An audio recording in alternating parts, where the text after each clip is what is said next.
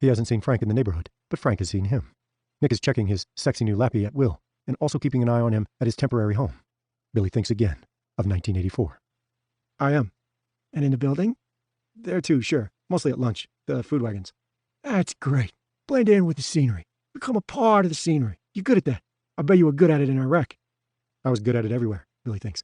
At least after I killed Bob Raines, I was. Time to change the subject. You said there was going to be a diversion. Said we'd talk about it later? Is this later enough? It is. Nick takes a mouthful of brandy, swirls it around like it's mouthwash, swallows. Happens to feed into the idea I want to try out on you. The diversion is going to be a couple of flash pots. Do you know what those are? Billy does, but shakes his head. Rock bands use them. There's a bang and a big flash of light, like a geyser. When I know for sure that Joe's coming east, I have a couple planted near the courthouse. One for sure in the alley that runs behind the cafe on the corner. Polly suggested putting one in the parking garage, but it's too far away. And besides, what terrorist blows up a fucking parking garage? Billy makes no attempt to hide his alarm. Planting those things isn't going to be Hoff's job, is it? Nick doesn't bother to swirl a second mouthful of brandy, just gulps it down. He coughs, and the cough turns into a laugh. What do you think, I'm stupid enough to give a job like that to a grande filio di puttana like him? I'd be sad if that was your opinion of me. No, I got a couple of my guys coming in. Good boys. Trustworthy. Billy thinks, you don't want Hoff placing the flashpots because that could come back to you. But you don't mind him procuring the gun and placing it in the shooter's nest because that will come back to me. How stupid do you think I am? I'll probably be in Vegas when this thing goes down. But Frankie Elvis and Paulie Logan will be here with the two other guys I'm bringing in. If you need anything, they'll take care of you. He leans forward, earnest and smiling. It's going to be a beautiful thing. The gunshot goes, scaring everybody. The flashpots go boom, boom. And anybody who's not running already starts running. And then they're screaming their heads off. Active shooter, suicide bombers, Al-Qaeda, ISIS, whatever. But the real beauty of it, unless somebody breaks a leg running away, nobody gets hurt except for Joel Allen. That's his real name. Court Street's in a panic. And that brings me to what I wanted to talk to you about. Okay. Now I know you're used to planning your own getaways. And you've always been good at it. Fucking Houdini, like I said. But Giorgio and I had a little idea. Because, Nick shakes his head. Man, this could be a tough one. Even for you. And even if we panic the street with the flashbangs, which we will. If you've already got something worked out, go with God. But if you don't... I don't. Although, he's getting there. Billy gives a big, dumb self-smile. Always happy to listen, Nick. 2. He's home. He guesses the Yellow House is home, at least for a while, by 11 p.m. All of his Amazon swag is in the closet. It would have stayed there until he got the call that Alan is headed east from Los Angeles, but things have changed. Billy is uneasy. The black wig can stay here when it comes, but he takes the other stuff out to the car, stows it in the trunk. He won't be spending all of tomorrow in the 5th floor office, and that's okay.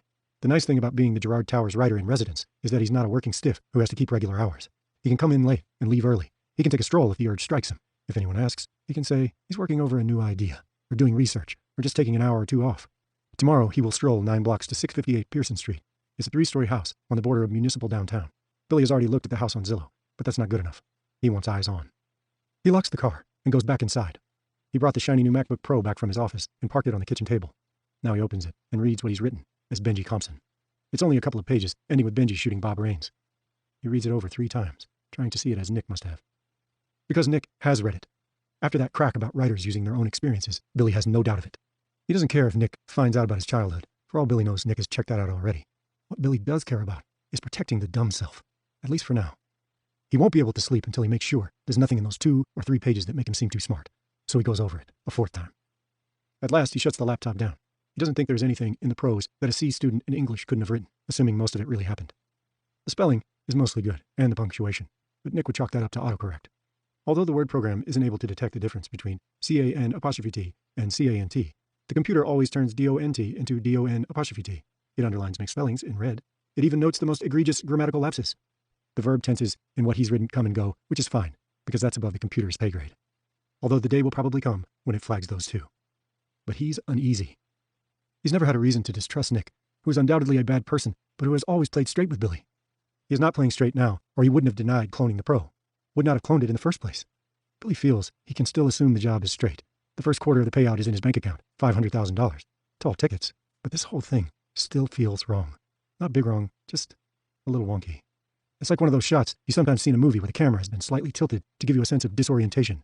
Dutching is what the movie people call that kind of tilt, and that's how this job feels. Dutched. Not enough to call it off, which he might not be able to do anyway now that he said yes, but enough to be concerning. And there's the getaway plan, Nick sprang on him. If you've already got something worked out, go with God, he said. But if you don't, me and Giorgio had an idea that might work fine. Nick's idea isn't a problem because it's bad. It's not. It's good. But disappearing after the job is done has always been Billy's responsibility. And for Nick to get in his business like that is, well, Dutched, Billy murmurs to his empty kitchen. Nick said that 6 weeks ago, when this job looked like becoming a reality, he sent Paul Logan up to Macon and told him to buy a Ford Transit van. Not new, but not more than 3 years old. Transits were the workhorses of the Red Bluffs Department of Public Works fleet. Billy has already seen several, painted yellow and blue with the motto, "We are here to serve," painted on the sides. The brown Transit Frank bought in Georgia was now in a garage on the outskirts of town, painted in DPW colors with the DPW motto. I'll have a good idea when Alan's extradition is getting close, Nick said. He was sipping a little more brandy. Those guys I told you about, the ones coming in, will start being out and about in that van. Always looking busy, but not really doing anything. Never staying too long in one place, but always near the courthouse and the Girard Tower. An hour here, 2 hours there, becoming part of the scenery, in other words. Like you, Billy. On the day of Alan's arrival, Nick said this bogus DPW van would be parked around the corner from the Girard Tower. The bogus city workers would maybe open a manhole cover and pretend to be doing something inside. When the shot came and the flashbot explosions, people would run everywhere, including from the Girard Tower and including Billy Summers, who would race around the corner and into the back of the van. There he would jump into a pair of DPW coveralls. The van pulls around to the courthouse, Nick said. Cops are already on the scene. My guys and you pile out and ask if there's anything you can do to help. Put up sawhorses to block the street or something. In all the confusion, it will look 100% natural. You see that? Billy saw. It was bold. And it was good. The cops, they probably tell us to get lost, Billy said. We're city workers, but we're civilians. Is that right? Nick laughed and clapped his hands. See? Anyone who thinks you're stupid is full of shit. My guys say, yes, sir, officers, and off you drive. And you keep driving. After switching vehicles, of course. Driving to where? Yupia, Wisconsin, 1,000 miles from here. There's a safe house. You stay there a couple days, relax, check your bank account for the rest of your payday. Think about how you're going to spend your money. After that, you're on your own. How does that sound? It sounded good. Too good? A possible setup? Unlikely. If anyone in this deal is being set up, it's Ken Hoff. Billy's problem with Nick's unexpected offer is that he's never had to depend on other people to disappear before. He doesn't like it, but it wasn't the time to say so. Let me think about it, okay? You bet, Nick said. Plenty of time. 3. Billy hauls his suitcase out of the master bedroom closet. He puts it on the bed and unzips. It looks empty, but it's not. The lining has a Velcro strip running along the underside. He pulls the lining up and takes out a small, flat case. It's the kind smart people, those who read more challenging stuff than Archie digests and supermarket checkout lane scandal papers, might call an etui. There's a wallet inside, and credit cards, and a driver's license issued to Dalton Curtis Smith of Stowe, Vermont. There have been many other wallets and IDs during Billy's career, not one for each of his assassinations. He calls them what they are, but at least a dozen, leading up to the current one belonging to a make-believe individual named David Lockridge. Some of his previous selves had good ID, some not so good. The credit cards and DL and the David Lockridge wallet are very good indeed, but the stuff in the flat gray case is better. The stuff in there is gold. Putting it together has been the work of 5 years, a labor of love going back to when he decided he must eventually get out of a business that makes him, admit it, just another bad person. Dalton Smith isn't just a Lord Buxton wallet with a legit-looking driver's license inside. Dalton Smith is practically a real person. The MasterCard, the Amex card, and the Visa all get used regularly. Ditto the Bank of America debit card. Not every day, but often enough so the accounts don't gather dust. His credit rating isn't excellent, which might draw attention, but it's very good. There's a Red Cross blood donor card, his Social Security card, and Dalton's membership in an Apple user group. No dumb self here. Dalton Curtis Smith is a freelance computer tech with a fairly lucrative sideline that allows him to go wherever the wind blows. Also in the wallet are pictures of Dalton with his wife. They were divorced 6 years ago. Dalton with his parents, killed in the ever-popular car crash when Dalton was a teenager. Dalton with his estranged brother. They don't talk, since Dalton found out his brother voted for Nader in the 2000 election. Dalton's birth certificate is in the etui, and references. Some are from individuals and small businesses whose computers Dalton has fixed. Others from people who have rented to him in Portsmouth, Chicago, and Irvine. His go-to guy in New York, Bucky Hansen, has created some of these references. Bucky is the only person Billy trusts completely. Others, Billy created himself. Dalton Smith never stays long in one place. A tumbling tumbleweed is he, but when he is in situ, he is a very good tenant, neat and quiet, always pays the rent on time. To Billy, Dalton Smith, with his low-key but impeccable bona fides, is as beautiful as a snowfield without a single track on it. He hates the idea of defacing that beauty by putting Dalton to work. But isn't this exactly what Dalton Curtis Smith was created for? It is. One last job. The ever-popular last job. And Billy can disappear into a new identity. Probably not live the rest of his life in it, but even that's possible, assuming he can get out of this town without being burned. The $500,000 down payment has already made the rounds and is finished up at Dalton's bank account in Nevis. And $500,000's the biggest sign that Nick isn't playing this funny. When the work is done, the rest will follow. Dalton's DL headshot shows a man of about Billy's age, maybe a year or two younger, but he's blonde instead of dark, and he has a mustache. 4. The next morning, Billy parks on the 4th level of the garage near the Girard Tower. After making certain adjustments to his appearance, he walks in the opposite direction. This is Dalton Smith's maiden voyage. When the city is small, small distances can make a big difference. Pearson Street is only 9 blocks from the Main Street parking garage, a brisk 15-minute walk. Girard Tower still looms close enough to be clearly seen. But this is a different world from the one where guys in ties and gals in click-clack shoes, man and woman their posts, and lunch in the kind of restaurants where the waiter hands you a wine list along with the menu. There's a grocery store, but it's closed up. Like many declining neighborhoods, this one is a food desert. There are 2 barrooms, one closed and the other looking like it's just hanging on. A pawn shop that doubles as a check cashing and small loans business. A sad little strip mall a bit further on, and a line of homes that are trying to look middle class and not getting there. Billy guesses the reason for the area's decline is the vacant lot right across the street from his target house. It's a big expanse of rubbly, trash-strewn ground. Cutting through it are rusting railroad tracks, barely visible in high weeds and summer goldenrod. Signs posted at 50-foot intervals read, "City property," and "No trespassing," and "Danger, keep out." He notes the jagged remains of a brick building that once must have been a train station. Maybe it served bus lines as well. Greyhound, Trailways, Southern.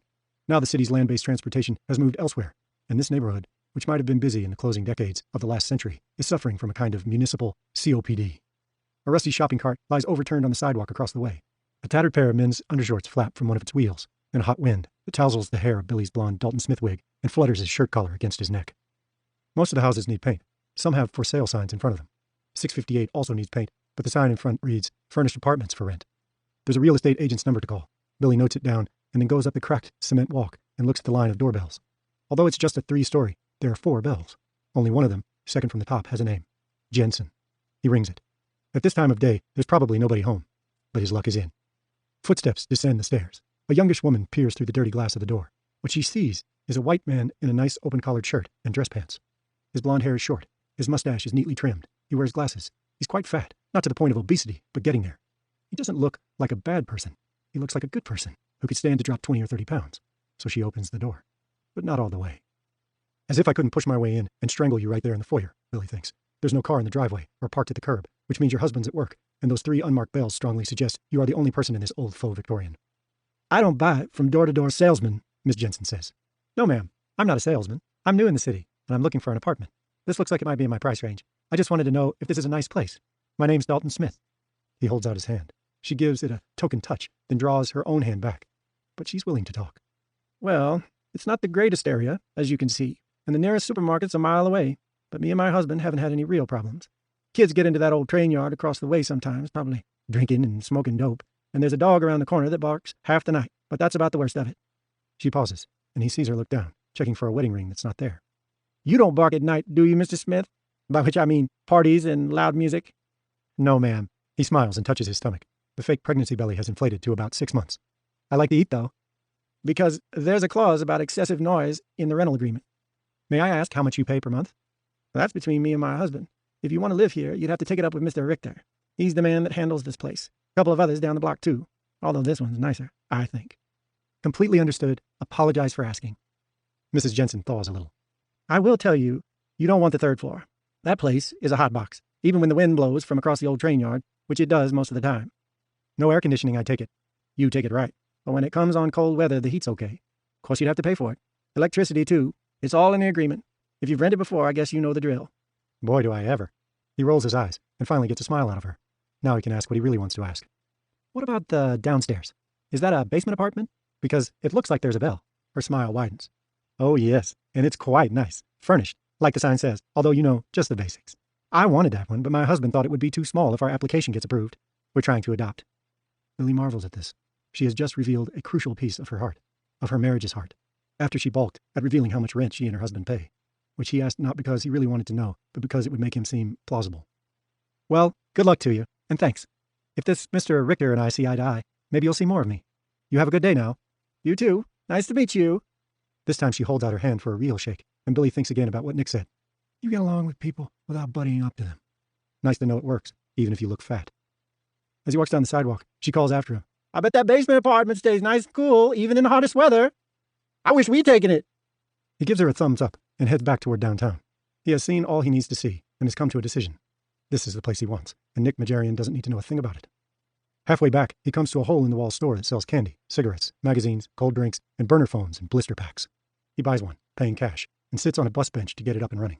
He will use it as long as he has to, then dispose of it. The others as well, always supposing the deal goes down and the cops are going to know right away that it was David Lockridge who assassinated Joel Allen. They will then discover that David Lockridge is an alias of one William Summers, a Marine vet with sniper skills and sniper kills. They will also discover Summers' association with Kenneth Hoff, the designated fall guy. What they must not discover is that Billy Summers, a.k.a. David Lockridge, has disappeared into the identity of Dalton Smith. Nick can never know that either. He calls Bucky Hansen in New York and tells Bucky to send the box marked Safeties to his Evergreen Street address. So this is it, huh? You're really pulling the pin. Looks like it, Billy says. But we'll talk some more. Sure we will. Just make sure it isn't collect from some Tulibop City jail. You're my man, Hoss. Billy ends the call and makes another, to Richter, the real estate guy who is serving as rental agent for 658 Pearson. I understand it's furnished.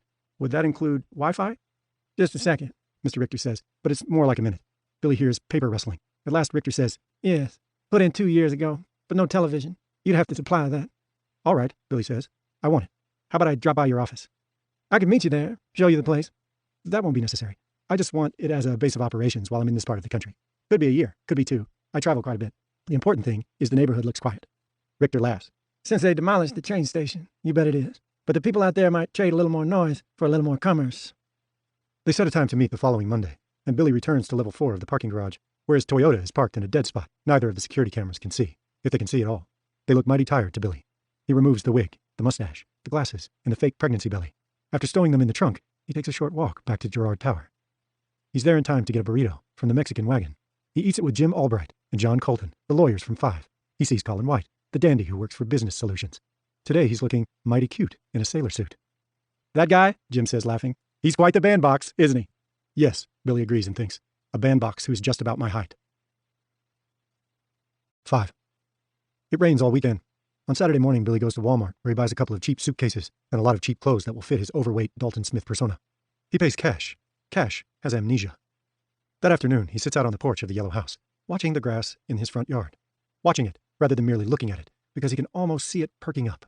This is not his house, not his town or state. He'll leave without a look back or a single regret, but he still feels a certain proprietorial pride in his handiwork. It won't be worth mowing for a couple of weeks, maybe not even until August, but he can wait. And when he's out there, zinc ointment on his nose, mowing in gym shorts and a sleeveless tee, maybe even a wife beater, he'll be one step closer to belonging, to blending in with the scenery. Mr. Lockridge? He looks next door. The 2 kids, Derek and Shanice Ackerman, are standing on their porch, looking at him through the rain. It's the boy who's spoken. My mom just made sugar cookies. She asked me to ask you if you want half a dozen. That sounds good, Billy says. He gets up and runs through the rain.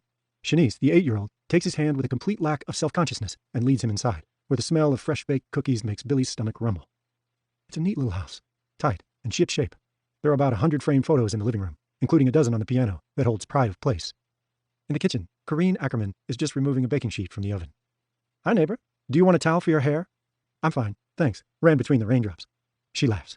Then have a cookie. The kids are having milk with theirs. Would you like a glass? There's also coffee if you'd prefer that. Milk would be fine. Just a little. Double shot. She's smiling. Sounds about right. Smiling back. Then sit down. He sits with the kids. Corrine puts a plate of cookies on the table. Be careful. They're still hot. Your take-homes will be in the next batch, David. The kids grab. Billy takes one. It's sweet and delicious. Terrific, Corrine. Thank you. Just a thing on a rainy day. She gives her kids big glasses of milk. Billy a small one. She pours her own small glass and joins them. The rain drums on the roof. A car goes hissing by.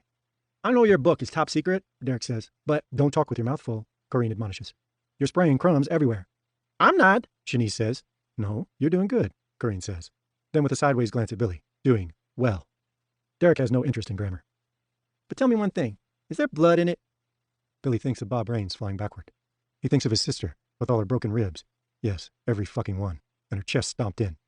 Nope, no blood. He takes a bite of his cookie. Shanice reaches for another. You can have that one, her mother says. And one more. You too, Dee. The rest are for Mr. Lockridge, and for later. You know your dad likes these.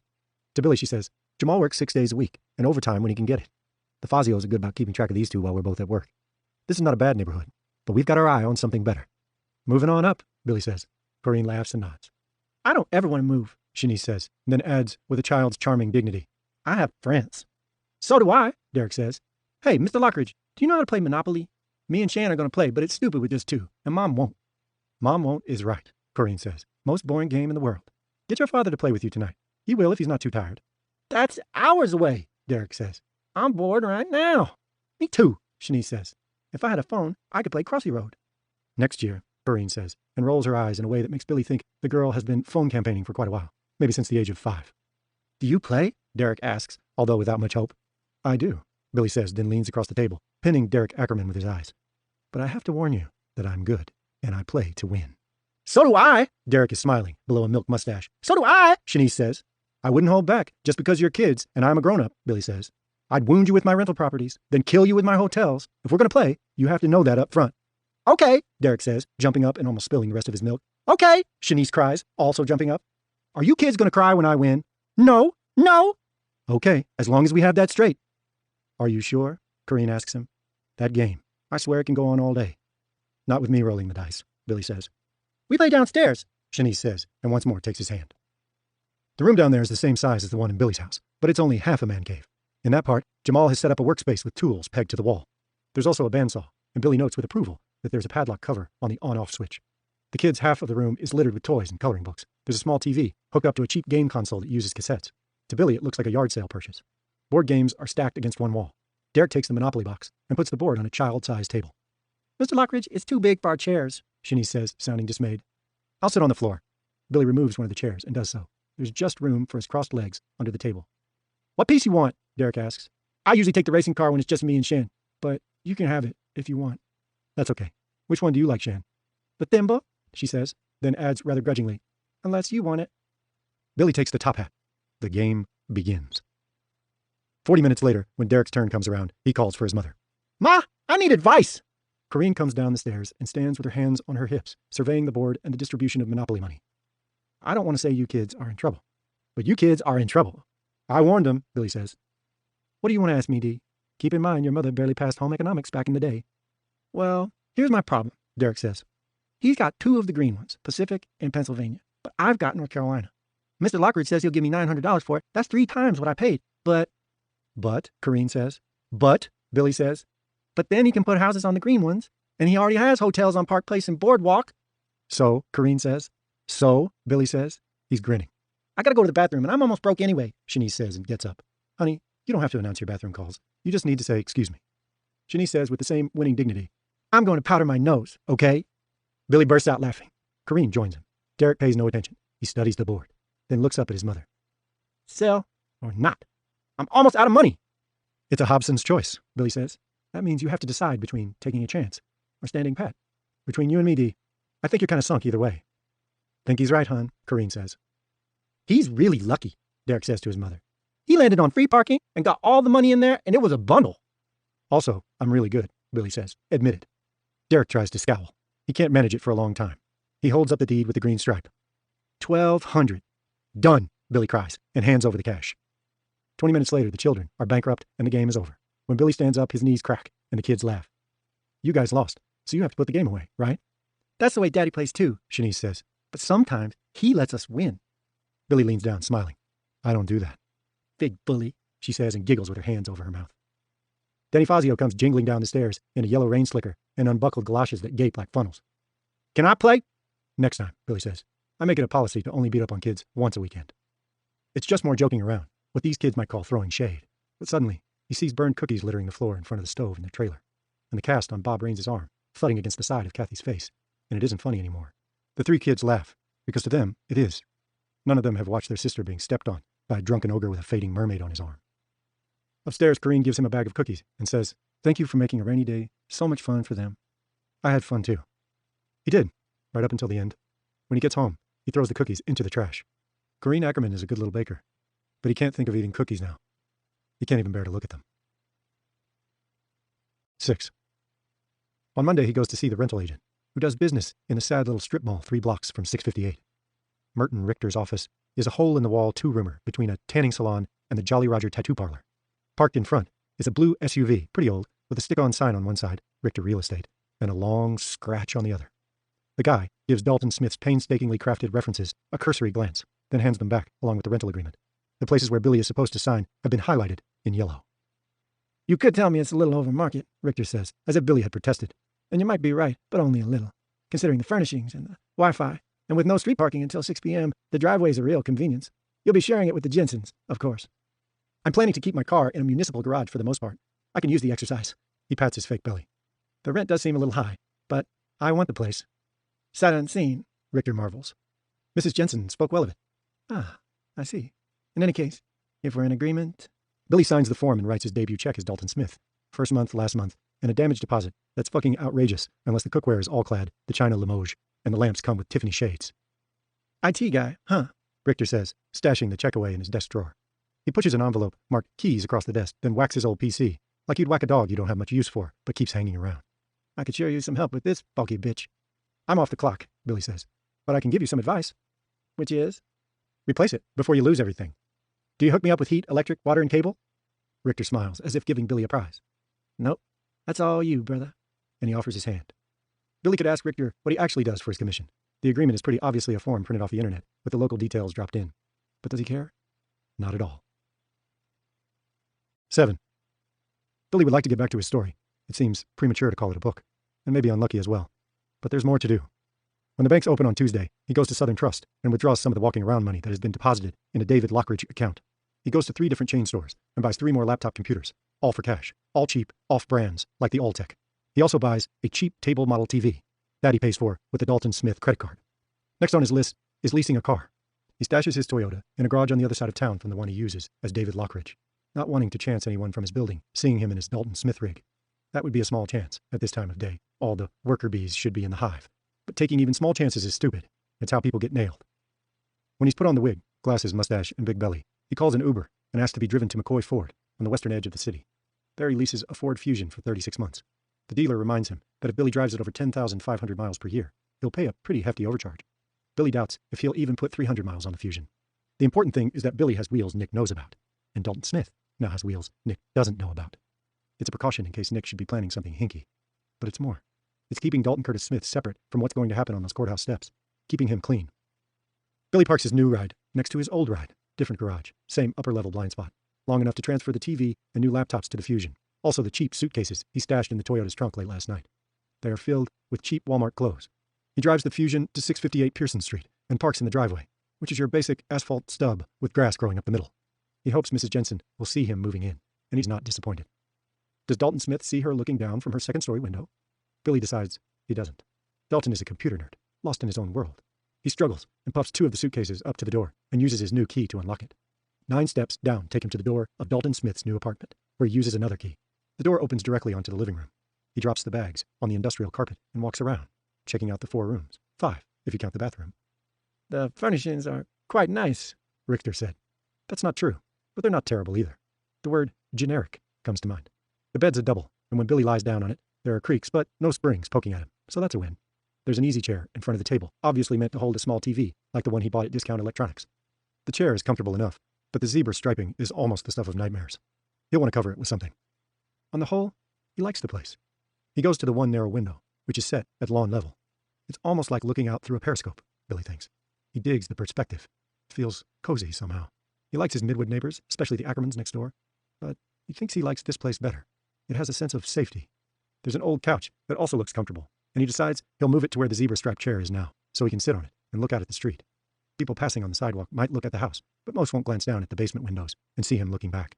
It's a den, he thinks. If I have to go to ground, this is where I should do it, not some safe house in Wisconsin. Because this place is actually in the ground. There's a light knock from the door behind him. Actually more of a rattle. He turns and sees Mrs. Jensen standing in the door he left open, twiddling her fingernails in the jam. Hello, Mr. Smith.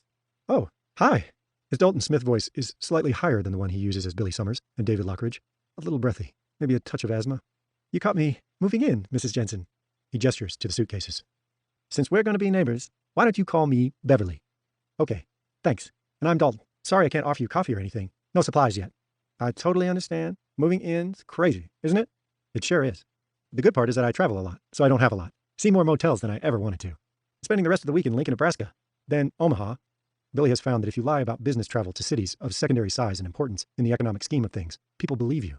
I've got a few more things to bring in, so if you'll excuse me. Do you need help? No, I'm fine. Then, as if reconsidering, well, they go out to the Fusion.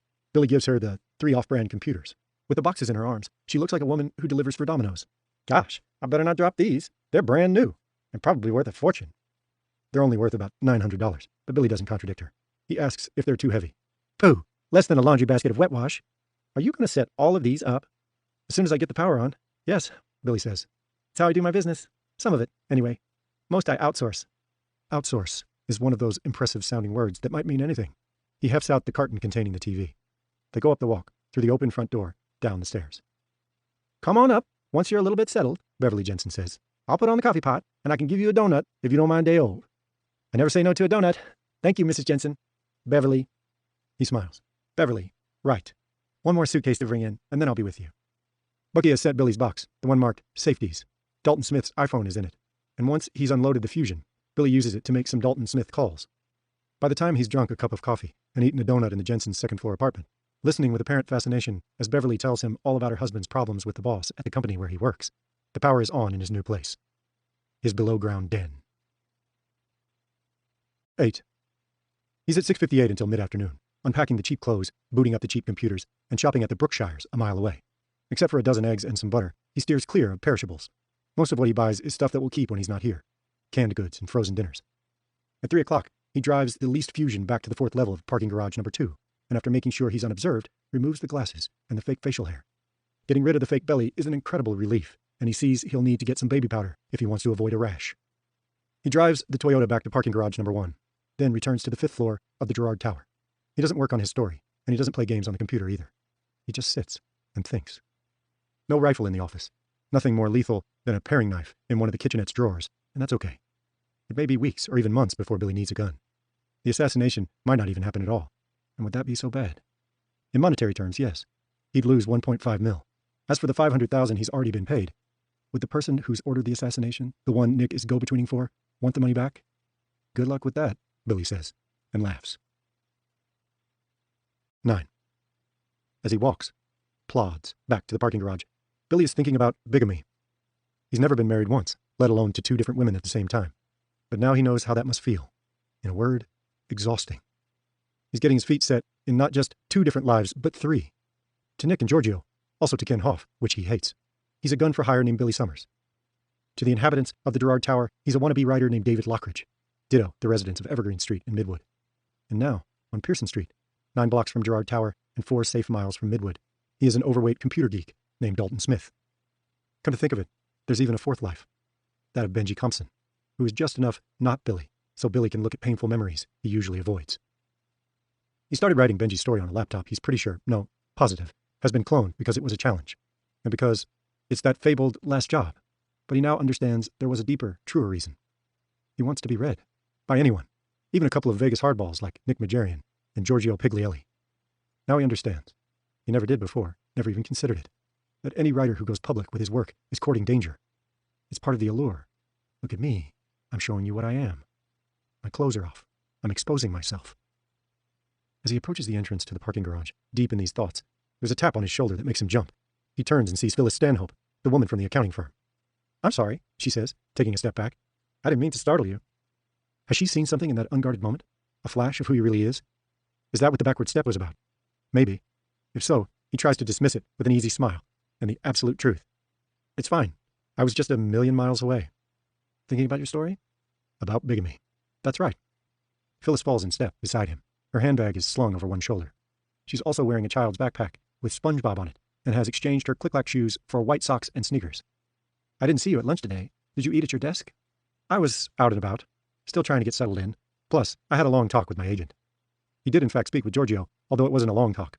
Nick has returned to Vegas, but Giorgio is in residence at the McMansion, and he brought the 2 new guys, Reggie and Dana are their names, with him. Billy doesn't think Nick and Georgie Pigs are tag-teaming him exactly, but this is a very big deal for them, and Billy would be surprised if they were careless. Shocked, really. The one they may actually be keeping an eye on is Ken Hoff, the patsy in waiting. Besides, even when a writer's not at his desk, he's working. He taps his temple. She returns his smile. It's a good one. I bet that's what they all say. In truth, I seem to have hit a little bit of a roadblock. Maybe it's the change of scene. Maybe. He doesn't think there actually is a roadblock. He hasn't written anything beyond the first episode, but the rest is right there, waiting. He wants to get to it. It means something to him. It's not like journaling. It's not like an effort to make peace with a life that has, in many ways, been unhappy and traumatic. It's not confessional even, though it may amount to a confession. It's about power. He's finally tapped into power that doesn't come from the barrel of a gun. like the view from his new apartment's ground-level windows. He likes it. In any case, he says as they reach the entrance to the parking garage, I plan to buckle down, starting tomorrow. She raises her eyebrows. Jam yesterday, jam tomorrow, he chimes in, and they finish together. But never jam today. In any case, I can't wait to read it. They start up the ramp. It's deliciously cool after the hammer-stroke sun on the street. She stops halfway up the first turn. This is me. She beeps her key fob. The taillights of a little blue Prius respond. 2 bumper stickers flank her license plate. Our bodies, our choices. And believe the women. You're apt to get keyed with those, Billy says. This is a deep red state. She lifts her purse in front of her and gives a smile unlike the one she greeted him with. This is more of a Dirty Harry smile. It's also a concealed carry state. So if anyone tries to key off my bumper stickers, they better do it while I'm not around. Is that more show than go? The little accountant lady putting on a badass front for a man she might be interested in? Maybe. Maybe not. Either way, he admires her for being out front with what she believes, for being brave. This is how a good person acts. At least it is when they're being their best selves. Well, I'll see you around the campus, Billy says. I'm up a few levels. Couldn't find anything closer? Really? He could say it's because he came in late today, but that might come back to bite him, because he always parks on 4. He hoists a thumb. Less chance of a bump and run up there. Or getting your bumper stickers keyed off. I don't have any, Billy says, and then adds the absolute truth. I like to fly under the radar. Then, on impulse, and he's rarely an impulsive man, he says what he's promised himself he would not. Come for a drink with me sometime? Want to? Yes, with no hesitation, as if she's been waiting for him to pop the question. What about Friday? There's a nice place 2 blocks over. We can go Dutch. I always go Dutch when I have a drink with a man. She pauses. At least the first time. Probably a good policy. Drive safe, Phyllis. Phil. Call me Phil. He gives her taillights away before walking the rest of the way up to the 4th level. There's an elevator, but he wants to walk. He wants to ask himself why the fuck he did what he just did. Or what about playing Monopoly with Derek and Shanice Ackerman, especially when he knows they'll want to return engagement the coming weekend, and he'll probably oblige. What happened to getting friendly, but not too close? Can you be a part of the scenery when you're in the foreground? The short answer is no. Chapter 6. 1. Summer rolls along. Hot and humid days of blaring sunshine are punctuated by sudden thunderstorms, some of them vicious, with throats full of hail. A couple of tornadoes strike, but on the outskirts, none downtown or in Midwood.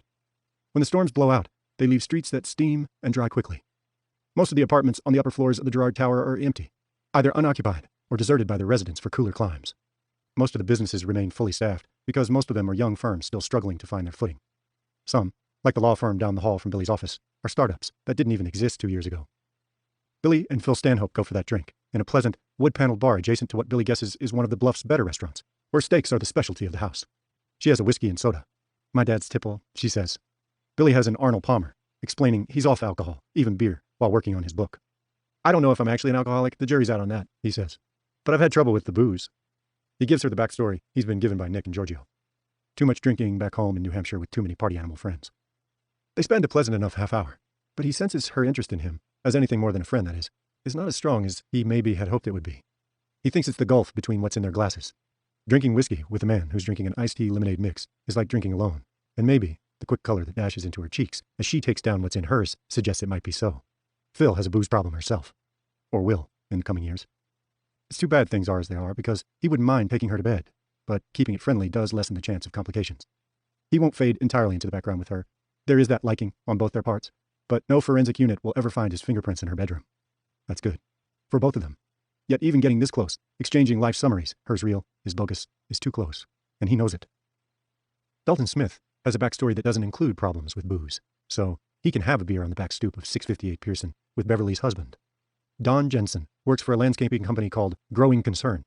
He's totally down with that other Don, the one who sits in the much grander digs at 1600 Pennsylvania Avenue. He especially agrees with the other Don when it comes to the issue of immigration. Don't want to see America painted brown, he says, even though a large part of Growing Concern's workforce consists of undocumented aliens who don't speak English. Although they do speak food stamps, he says. When Billy points out the contradiction, Don Jensen waves it away. Movie stars come and go, but wetbacks are forever, he says. He asks Billy where he's off to next, and Billy says a couple of weeks in Iowa City, then on to Des Moines and Ames. You sure don't spend much time here, Don says. Seems like a waste of rent money. Summer's always my busy time.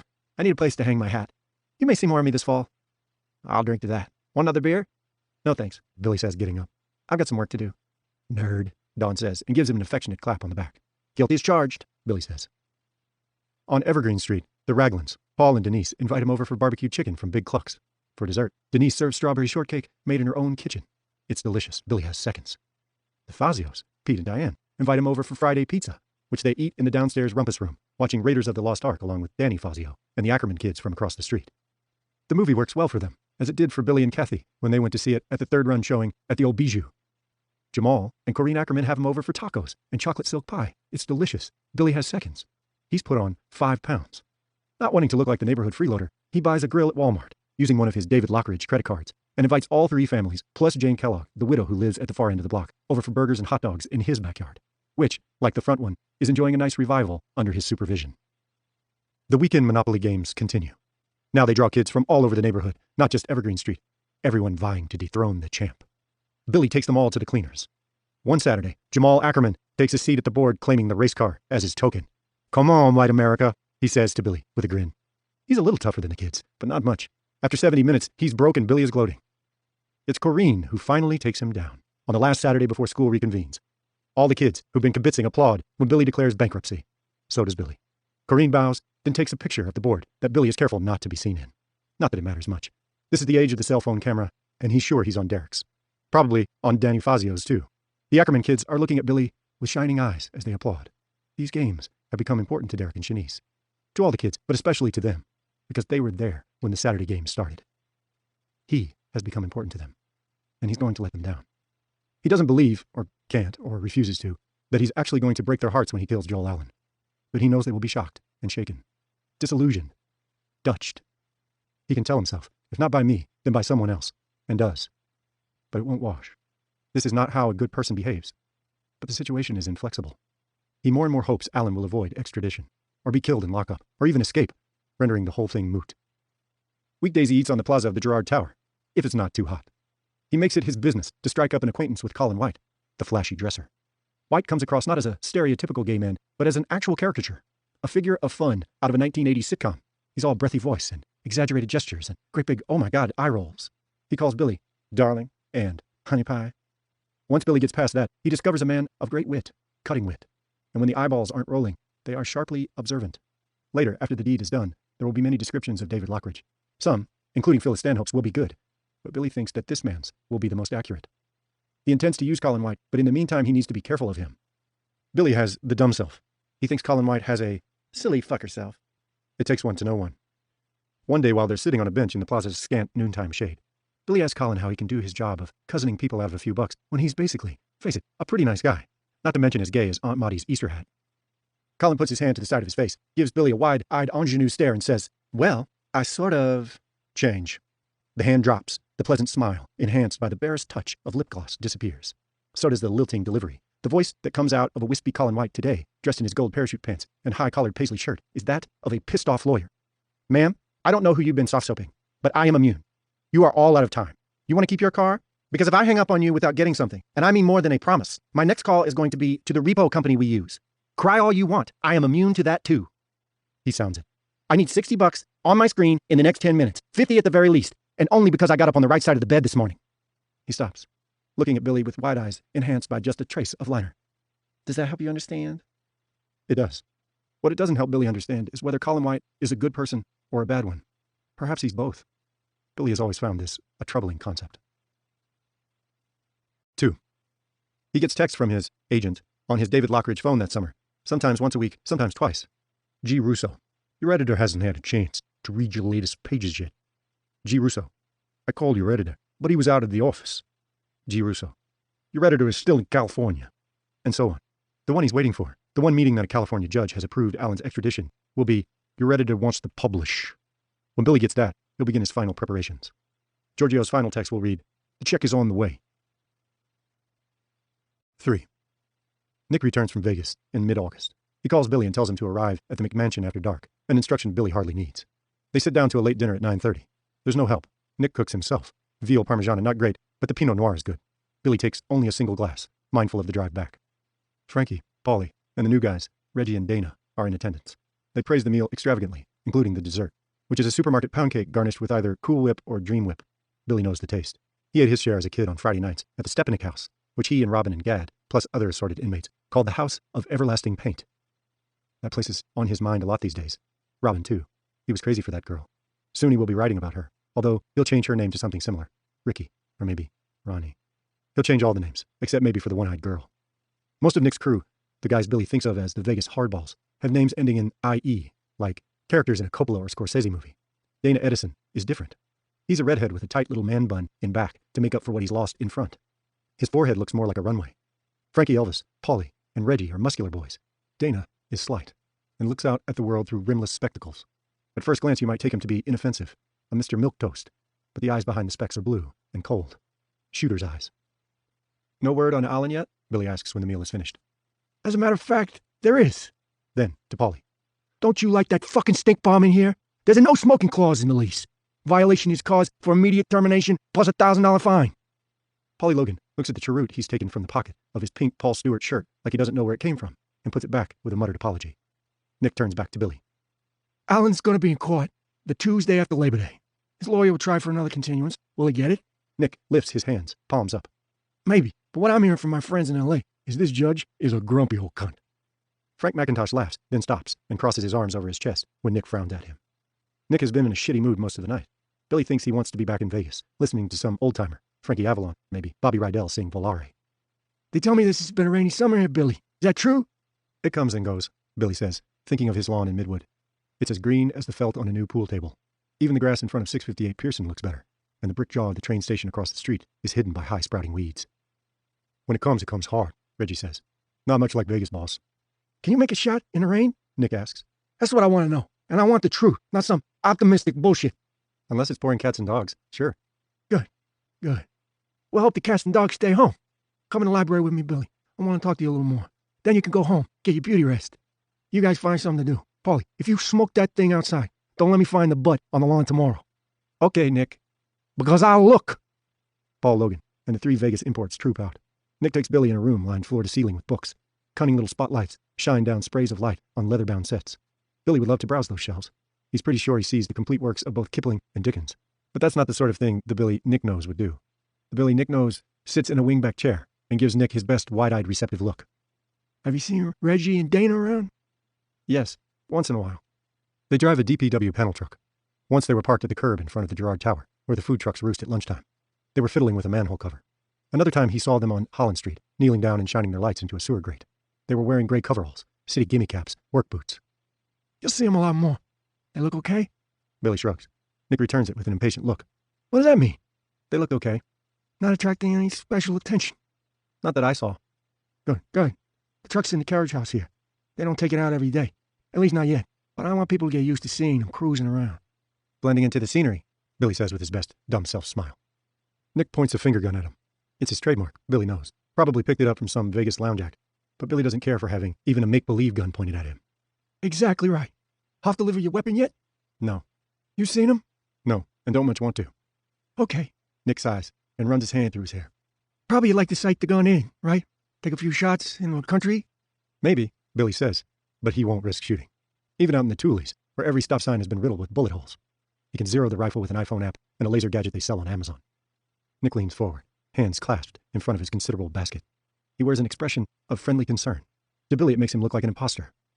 How you doing out there in, what they call? Midwood? Midwood, yeah, pretty good. Kind of a shithole, I know, but the payoff will be worth it. Yeah, thinking it's actually a pretty nice neighborhood. Keeping low profile? Billy nods. No need for Nick to know about the Monopoly games, or the get-together in his backyard, or the drink he had with Phil Stanhope, now or ever. Have you thought any more about the getaway plan I mentioned to you? Because, as you see, the boys will be ready when it's time. Reggie's no rocket scientist, but Dana is a thinking cat, and both of them can drive. I just run around the corner, right? And get in the back of the van? Right. You change into one of the coveralls, like the ones the city employees wear. You guys ask the cops if you can help with crowd control or something. Like Billy has forgotten all this. If they say yes, they probably won't, but if they do, you pitch right in. Either way, you'll be out of state and on your way to Wisconsin by nightfall. Maybe sooner. So what do you think? Billy pictures himself, not on his way to Wisconsin, but lying dead beside a county road, in a ditch along with beer cans and discarded Big Mac boxes. That picture is very clear. He smiles, big smile, and says, "It sounds good. Better than anything I could have thought up." Which is bullshit. What he's thought up seems strong to him no matter how much he turns it, this way and that. There are risks, but they are minimal. Nick doesn't need to know his actual getaway plan. He may be pissed off later, but really, how pissed off can he be if the job gets done? Nick rises to his feet. Good. Glad to help you out, Billy. You're a good man. No, I'm not, and neither are you. Thanks, Nick.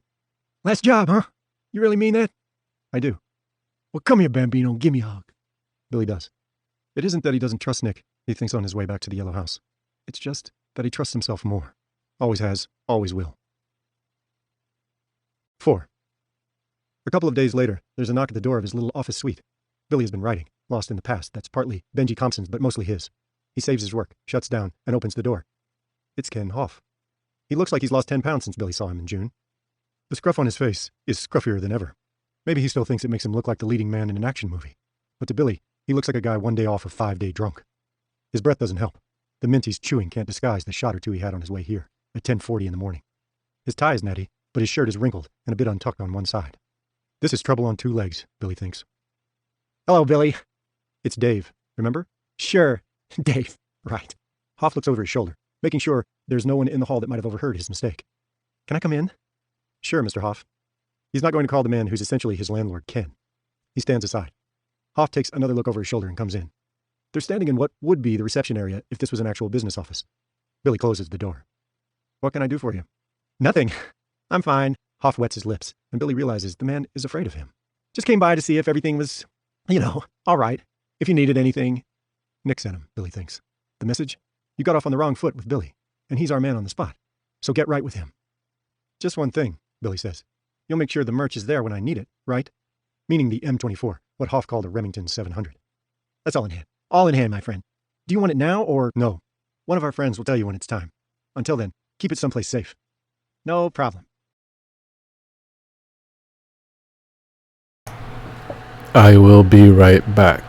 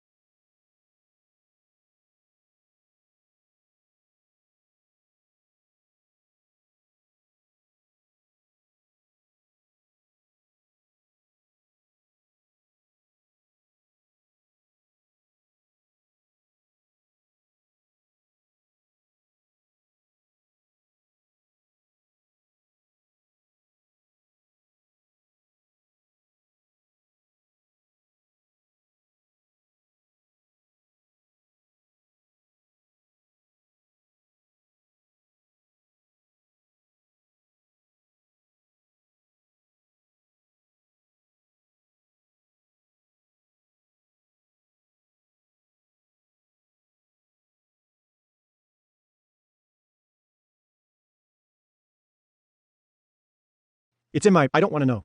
Not yet. Sufficient unto the day is the evil thereof, he thinks. Book of Matthew. What he wants on this day is to get back to what he was doing. He had no idea how good writing could make you feel. Okay, sure. Listen, you want to go for a drink sometime? That wouldn't be a good idea. Hoff smiles. Probably it's charming when he's on his game, but he's not on it now. He's in a room with a paid killer. That's part of it, but not all of it. This is a man who feels the walls closing in, and Billy doesn't think it's because Hoff suspects he might be played for a patsy. He should know, but he doesn't. Maybe he can't conceive of it, the way Billy can't conceive of black holes far out in space as actual real things. It'd be okay. You're a writer, after all. Socially, you're in my zone. Whatever that means, Billy thinks. Wouldn't be good later, for you. You could answer any questions, say you had no idea what I was really doing here. But it'd be better if the questions never got asked. But we're good, Billy, right? It's Dave. You need to get used to that so you don't slip up. And sure, we're good. Why wouldn't we be? Billy gives him a wide-eyed, dumb self-look. It works. This time Hoff's grin is marginally more charming, because his tongue doesn't come out to slurp his lips in the middle of it. Dave now and forever. I won't forget again. Are you sure you don't need anything? Because, hey, I own Carmike Cinema at the Southgate Mall. 9 screens. Got IMAX coming in next year. I could get you a pass if you... That would be great. Terrific. I'll bring it around this app. Why don't you mail it? Here, or to the address on Evergreen Street. You've got it, right? Sure. Yeah. Your agent gave it to me. All the big pictures play in the summer, you know. Billy nods, as if he can't wait to go see a bunch of actors in super suits. And listen, Dave, I've got an in at an escort service. Very nice girls, very discreet. I'd be happy to... Better not. Low profile, remember? He opens the door. Hoff isn't just trouble. Hoff is an accident waiting to happen. Sheriff Dean treating you all right? The security guard who works days in the lobby. Yeah, he and I match for buck scratch-off tickets sometimes. Hoff laughs, too loudly. Then he looks over his shoulder again for people who might overhear. Billy wonders if Colin White and the other staff members of Business Solutions have Ken Hoff on their call list. Probably not. The people Ken is in debt to, and he is in debt, Billy is sure of it, don't call you on the phone. At a certain point, they just come to your house, drown your dog in the swimming pool, and break your fingers on the hand that doesn't write the checks. Good. That's good. And see Broder? Off Billy's blank look. Building manager? Haven't seen him, Billy says. Listen, Ken, thanks for stopping by. Billy puts an arm around the shoulders of the man's wrinkled shirt, escorts him to the hall, and turns him toward the elevators. You bet. And I'll be Johnny on the spot with that item. I know you will be. Hoff starts down the hall, but just when Billy thinks he's rid of him, Hoff comes back. No hiding the desperation in those eyes now. He speaks low. We're really good, right? I mean, if I did anything to offend you or piss you off, I apologize. Really good, Billy says, thinking, this guy could blow. And if he does, it won't be Nick Majarian on ground zero. It'll be me. Because I need this, Hoff says, still speaking low, smelling of certs and booze and Creed cologne. It's like I'm a quarterback, and my receivers are covered, but then a slot opens like magic, and I'm, In the middle of this strangled metaphor, the door to the lawyer's office down the hall opens. Jim Albright steps out, headed for the bathroom. He sees Billy and lifts a hand. Billy lifts his in return. I get it, Billy says. Everything's going to be fine. And because he can think of nothing else. Touchdown ahead. Hoff brightens. 3rd and goal, he says. He grabs Billy's hand, gives it a brisk shake, then heads down the hall trying to look jaunty. Billy watches him until he steps into the elevator car and disappears from view. Maybe I should just run, he thinks. Buy a beater, as Dalton Smith, and run. But he knows he won't, and the pending $1.5 million is only half of the reason. What's waiting for him in the office conference room is the other half. Maybe more than half. What Billy most wants to do isn't play Monopoly, or drink beer with Don Jensen, or go to bed with Phil Stanhope, or shoot Joe Allen. What he most wants to do is write. He sits down and powers up the laptop, opens the document he's been working on, and falls into the past. Chapter 7. 1. I went over to him and said to myself, I might have to shoot him again. If I had to, I would. He was my mother's boyfriend, but he was wrong. He looked dead, but I had to make sure, so I licked my hand good and wet and kneeled down beside him. I put my wet hand in front of his mouth and nose so I could feel if there was still any breath in him. There wasn't, so then I knew for sure he was dead. I knew what to do next, but first I went over to Kessie. I was hoping, but I knew she was dead too. Had to be with her chest all crushed like it was. But I licked my hand good and wet again and put it in front of her mouth, but there was no breath in her either. I held her in my arms and cried, thinking of what my mom always said when she left for the laundry. Take care of your sister. But I didn't take care of her. I should have shot that son of a bitch before. That would have been taking care of her. And it would have been taking care of my mother too, because I knew he hit her sometimes. And she would laugh at her black eye or split lip and say that we were just wrestling around Benji. And I hit my face. Like I would believe that. Even Cassie didn't believe that, and she was only 9. After I finished crying, I went to the phone. It worked. It didn't always, but that day it did because the bill was paid. I called 911 and a lady answered. I said, hello, my name is Benji Compson, and I just killed my mother's boyfriend after he killed my sister. The lady asked me if I was sure the man was dead, and I said I was. She said, "What is your address, son?" I said, "It's 19 Skyline Drive in the Hillview Trailer Park." She said, "Is your mother there?" I said, "No, she is at the 24-hour laundry in Edendale, where she works." She said, "Are you sure your sister's dead?" I said I was, because he stomped on her and crushed her chest all in. I said I licked my hand and felt for breath, and there wasn't any. And she said, "Okay, son, you stay where you are. The officer will be with you shortly." And I said, "Thank you, ma'am." You might think police would be coming already, what with the gunshot and all, except the trailer park was on the edge of town, and people were always popping off at deers and coons and woodchucks in their gardens. Besides, this was Tennessee. People shoot guns there all the time. In Tennessee, it's like a hobby. I thought I heard something, like maybe Mom's boyfriend was getting up to make a run at me even though he was dead. I knew he couldn't do that, except I was thinking of a movie I sneaked into. I sneaked Cassie in with me, and she hid her eyes at the gory parts, and later she had nightmares, and I knew it was mean of me to take her. I don't know why I took her. I think there's something mean in people. Sometimes it comes out, like blood or pus. I would take that movie back if I could, but not shooting the boyfriend. He was a bad, bad person. To kill a harmless little girl. I would have done it, even if it meant going to the reform school. Anyway, there are only zombies in horror movies. He was dead as dog shit. I wondered if I should put a blanket or something over Cassie, but thought no. That would be sad and awful. So I called the 24-hour laundry from the paper tape to the wall where the phone was. A lady answered, "24-hour laundry," and I said, "My name is Benji Compson. I have to talk to my mother, Arlene Compson. She works on the mangle." She said, "Is this an emergency?" I said, "Yes, ma'am, it is." She said, "We're awfully busy this morning. What is this big emergency?" Which I thought was nosy and snotty, maybe because I was so upset, but I don't think so. I said, "My sister is dead. That is the big emergency." And she said, "Oh my God, are you sure?" And I said, "Please let me speak to my mom," because I'd had enough of that nosy bitch. I waited, and then my mom got on the phone, all out of breath, and she said, "Benji, what happened? This better not be a joke." And I thought it would be better for all of us if it was a joke, but it's not. I said her boyfriend came in all drunk with his arm in a cast and killed Cassie and tried to kill me, but I shot him dead. I said, "The police are coming. I can hear the sirens, so you come home and don't let them take me to jail, because it was him or me." I went out to the top step of the trailer, which weren't really steps at all, but cement blocks my mom's last boyfriend, the one before the bad boyfriend, made into steps. That one's name was Milton, and he was okay. I wish he stayed, but he left. He didn't want the responsibility of 2 kids, Mom said, like it was our fault, like we asked to be born. Anyway, I went out to those steps because I didn't want to be in the trailer with dead people. I kept asking myself if Cassie could really be dead, and telling myself, yes, she really is. The first cops came, and I was telling them what happened when my mom came. The cops tried to keep her from going in, but she went in anyway. And when she saw Cassie, she screamed and moaned and carried on so much I put my hands over my ears. And I was mad at her. I thought, what did you think was going to happen? He hit us before, just like he hit you. So what did you think would happen? Sooner or later, bad people do bad things. Even the kid knows that. By then, all our neighbors were out and looking. One of the cops was nice. He sat me in the cop car where the neighbors couldn't look so easy and give me a hug. He said he had some candy in the glove compartment and did I want a piece? And I said, no, thank you. He said, okay, Benji, just tell me what happened. So I did. I don't know how many times I told that story, but it was quite a few. Anyway, I started to cry, and the cop gives me another hug, and he called me a brave kid, and I wish my mother would have a boyfriend like that guy. While I was sitting in the cop car and telling what happened, more cops came in a van that said Mayville Police Forensics Unit. One cop from the van took pictures, and I later saw some at the hearing, but not the bodies. I don't know why the people at the hearing felt like I couldn't look at the pictures of bodies. I already saw in person. But what I want to say is that one of the pictures that man took got in the newspaper. It showed the cookies my sister made, how they were scattered all over the floor. Underneath it said, she was killed for cookies. I'll never forgot that, how it was mean and true at the same time. I had to go to the hearing. It wasn't with the judge, but with 3 people. There were 2 men and 1 woman who looked like teachers and talked like teachers. There was nobody in the room except for them and me and my mother and the cops who were first to get to the trailer, which they called the scene. We didn't have a lawyer like in Law & Order on TV, and we didn't need one. The woman said I was a brave boy and told my mother I should get counseling. My mother said that was a good idea, then later said to me, some people think money grows on trees. We go to leave, and I thought it was over. But then one of the men said, just a minute, Miss Compson. I need to say something. I need to say that you have to shoulder some of the blame for this tragedy. Then he told a story about how a scorpion begged a ride across a raging river from a kind-hearted frog. But halfway across, the scorpion stung the frog, and the frog said, why did you do that? Now we will both drown. And the scorpion said, it is my nature to sting, and you knew I was a scorpion when you let me ride on your back. The man said, you picked up a scorpion, Miss Compson, and he stung your little girl to death.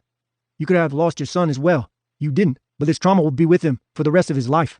I suggest the next time you come across a scorpion, you crush it under your foot instead of giving it a ride.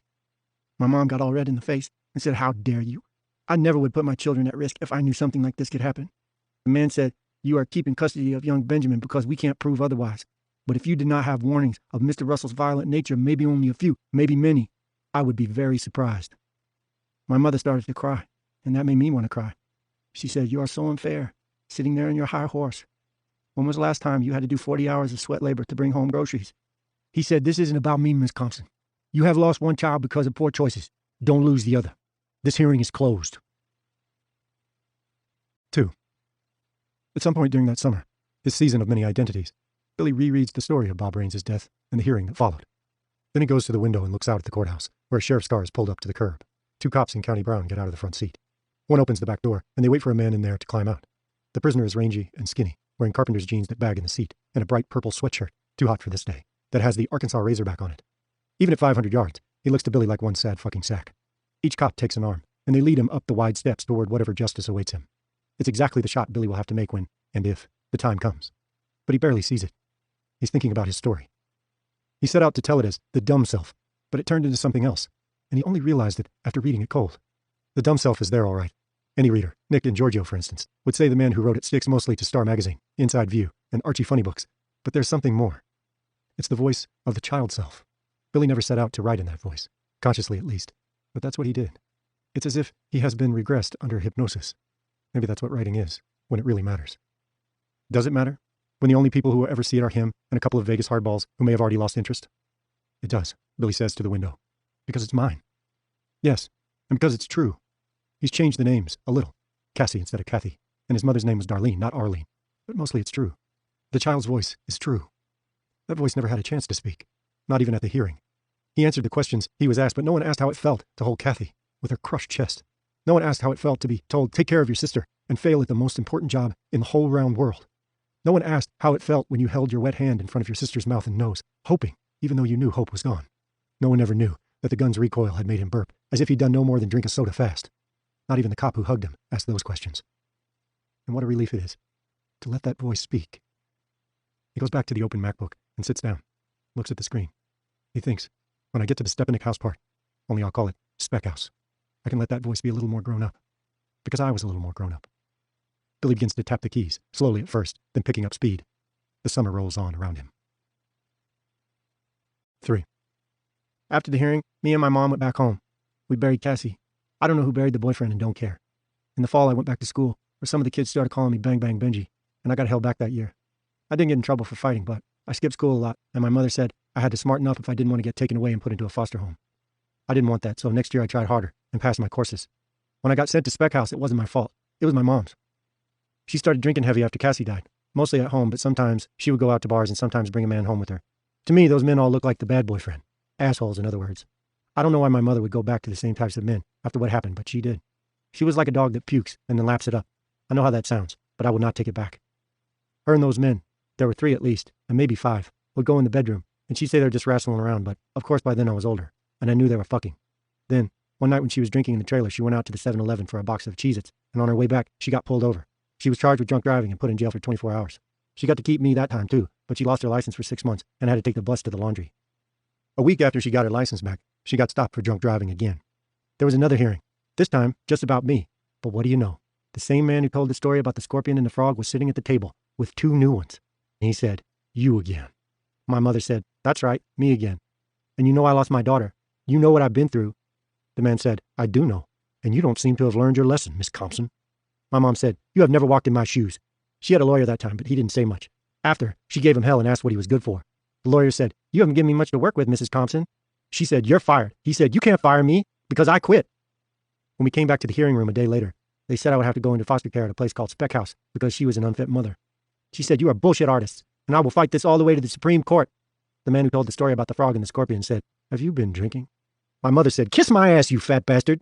He didn't come back on her for that, but said, "You have 24 hours to put Benji's things together, Mrs. Thompson, and to say goodbye. It will mean more to him if you are sober when you do it." Then him and the other 2 walked out. We took the bus home. My mother said, "We're going to run away, Benji. We will go to another town and change our names. We will start over."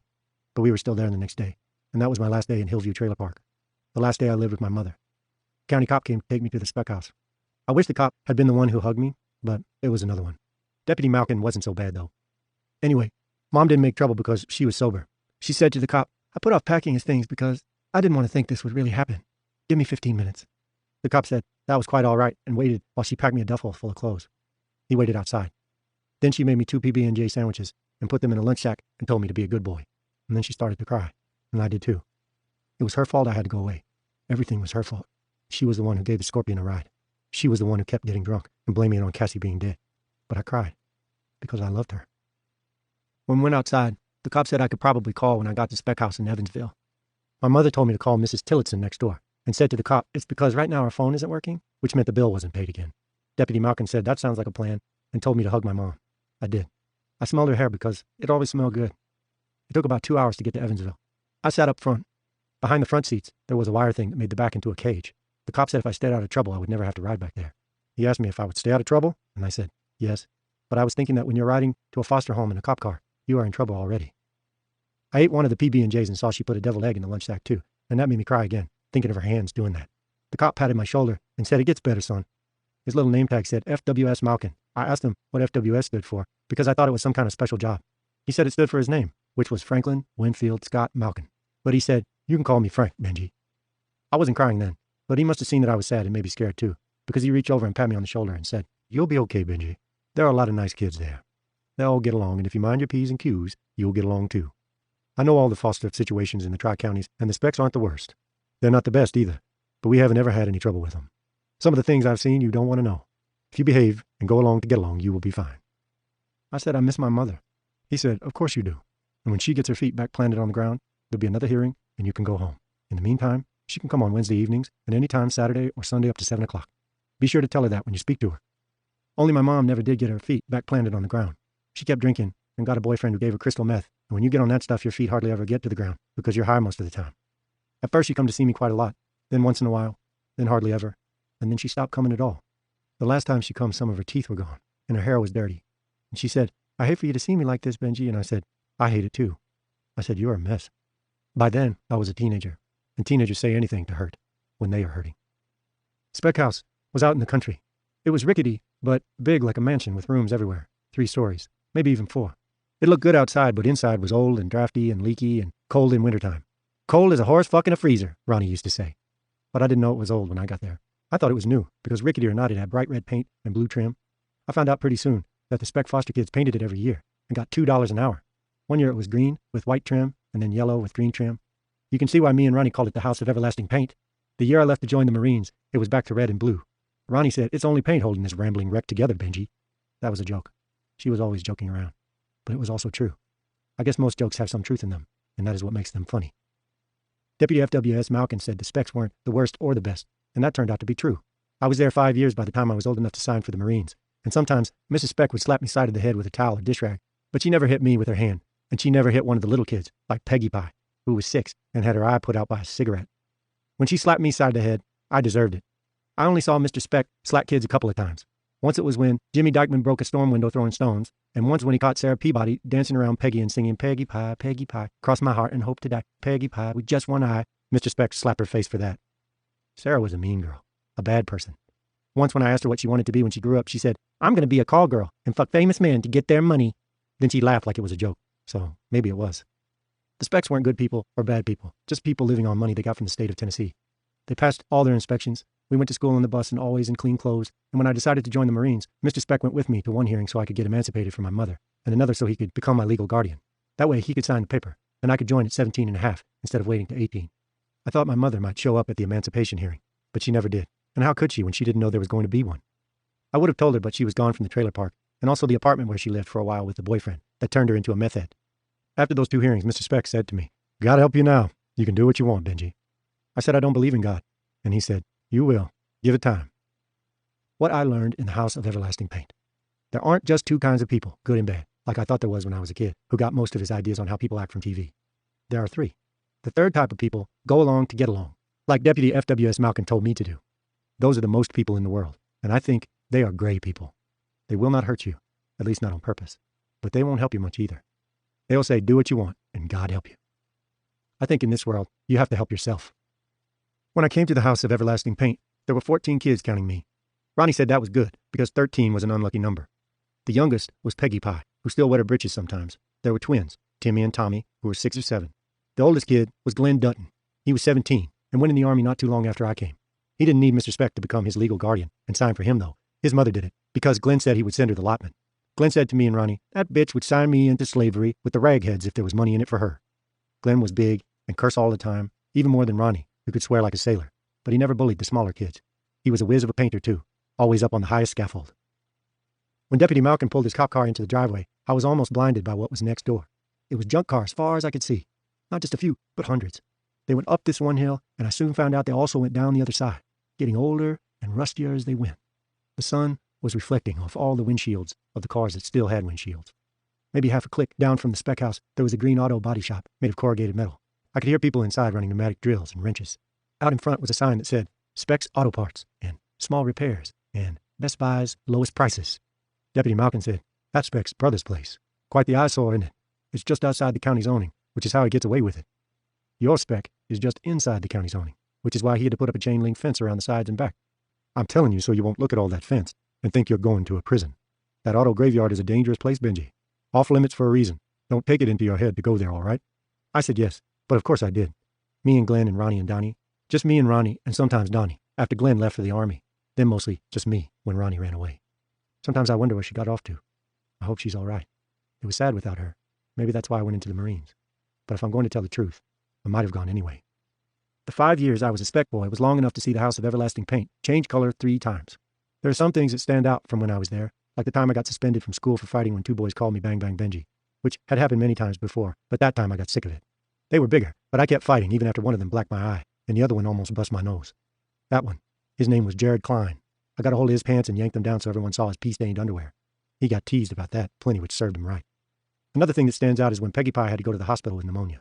Then a week later, or maybe it was 10 days, Mrs. Speck got us all together in the living room to pray because she said Peggy had passed on and went up to heaven to be with Jesus, and now she could see out of both her eyes. Donnie Wigmore said, I hope the food is better up there, and Mr. Speck told him to keep your smart remarks to yourself if you don't want me to slap you one. Anyway, we prayed for Peggy's soul, and Ronnie had to put her hand over her mouth to keep from laughing at what Donnie said, only she was crying too.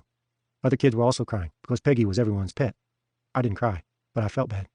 Later on, when me and Ronnie and Glenn and Donnie were out in the demo derby, Ronnie cried some more. Glenn hugged her, and Ronnie said Peg was a sweetie, wasn't she? And Glenn said, yes, she sure was.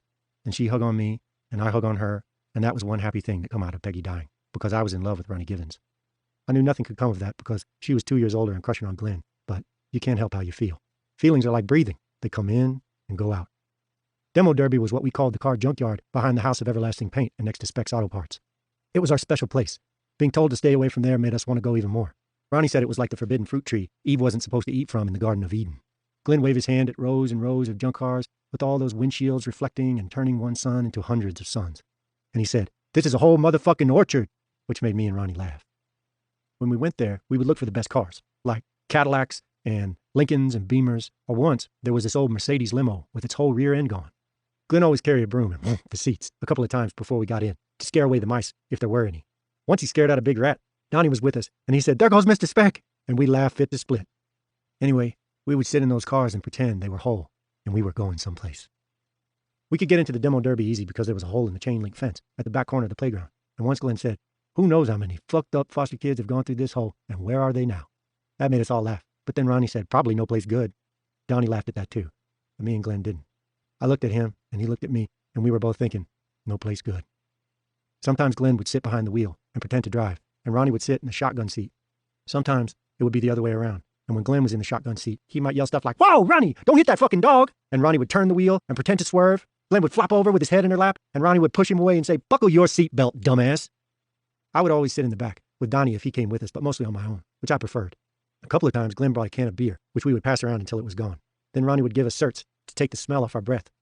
Once Glenn brought 3 cans, and we got a little bit high. And Ronnie swooped the wheel back and forth, and Glenn said, don't get pulled over by 5-0, girlfriend. They laughed at that, but I didn't, because my mother really did get pulled over by 5-0, and it was no joke. Donnie smoked. I don't know if the same person who got Glenn his beers got Donnie his cigs, but he kept a pack of Marlboros behind a loose board under his bed. He mostly did it out back by the kitchen, but one day he pulled out his smokes when we were sitting in a big old Buick estate wagon and pretending to drive to Vegas where we would play roulette and shoot craps. Ronnie said, don't you dare light up out here, where there's all these dry weeds and spilled oil. Donnie said, what are you on, the rag or something? Glenn turned around and made a fist and said, take that back unless you want to eat your front teeth. Later on, when I was in Fallujah, this one time I saw Sergeant West shoot an RPG into an insurgent safe house in the part of town we called Pizza Slice, and it blew sky high because of all the ammo inside. Lucky we didn't all get killed, because we weren't expecting it. That made me think of how Donnie used to smoke sometimes in the supply shed, where the Specs stored all their paint. That was probably a lot more dangerous than out in the demo derby. Donnie took it back, but Ronnie punched Glenn a good hard one on the shoulder. I don't need you to stand up for me, Dutton, she said. When Ronnie called you by your last name, you knew she was mad. She turned around to the back seat and said, I don't need to be on the rag to worry about fire, Wigmore, because I got this. She held out her arm. and showed the shiny burn scar there. We all seen that before. It went from halfway up her forearm, just about all the way to her shoulder. Her parents got burned up in a house fire, you see. Bronny, she jumped out a second-story window just about in time, with her arm burned and part of her leg on that side and her hair on fire. That's how she wound up in the spec house of everlasting paint. When her one relative, an aunt, said, I'm not taking her. The one time she visited Ronnie in the hospital, she said, I raised two of my own, both hellions, and that's enough. Ronnie said she couldn't blame her for that. I know what fire can do, she said. If I ever forget, I only need to look at this arm to remember. Donnie said he was sorry, and I did too. I didn't have anything to apologize for. I just felt bad because she got burned, but also happy because it wasn't her face, which was pretty. Anyway, we was all friends again after that, although Donnie Wigmore was never a friend to me, like Ronnie and Glenn were. 4. We had some good times in the demo derby, Billy says. He looks out the window at the courthouse again. August has given way to September, but still, the heat shimmers. He can see the waves of it coming off the street. It reminds him of the way the air used to shimmer above the big incinerator, behind the house of Everlasting Paint's kitchen. The Specks were the Stepanicks. Ronnie Givens was Robin McGuire. Glenn Dutton was Gadsden Drake.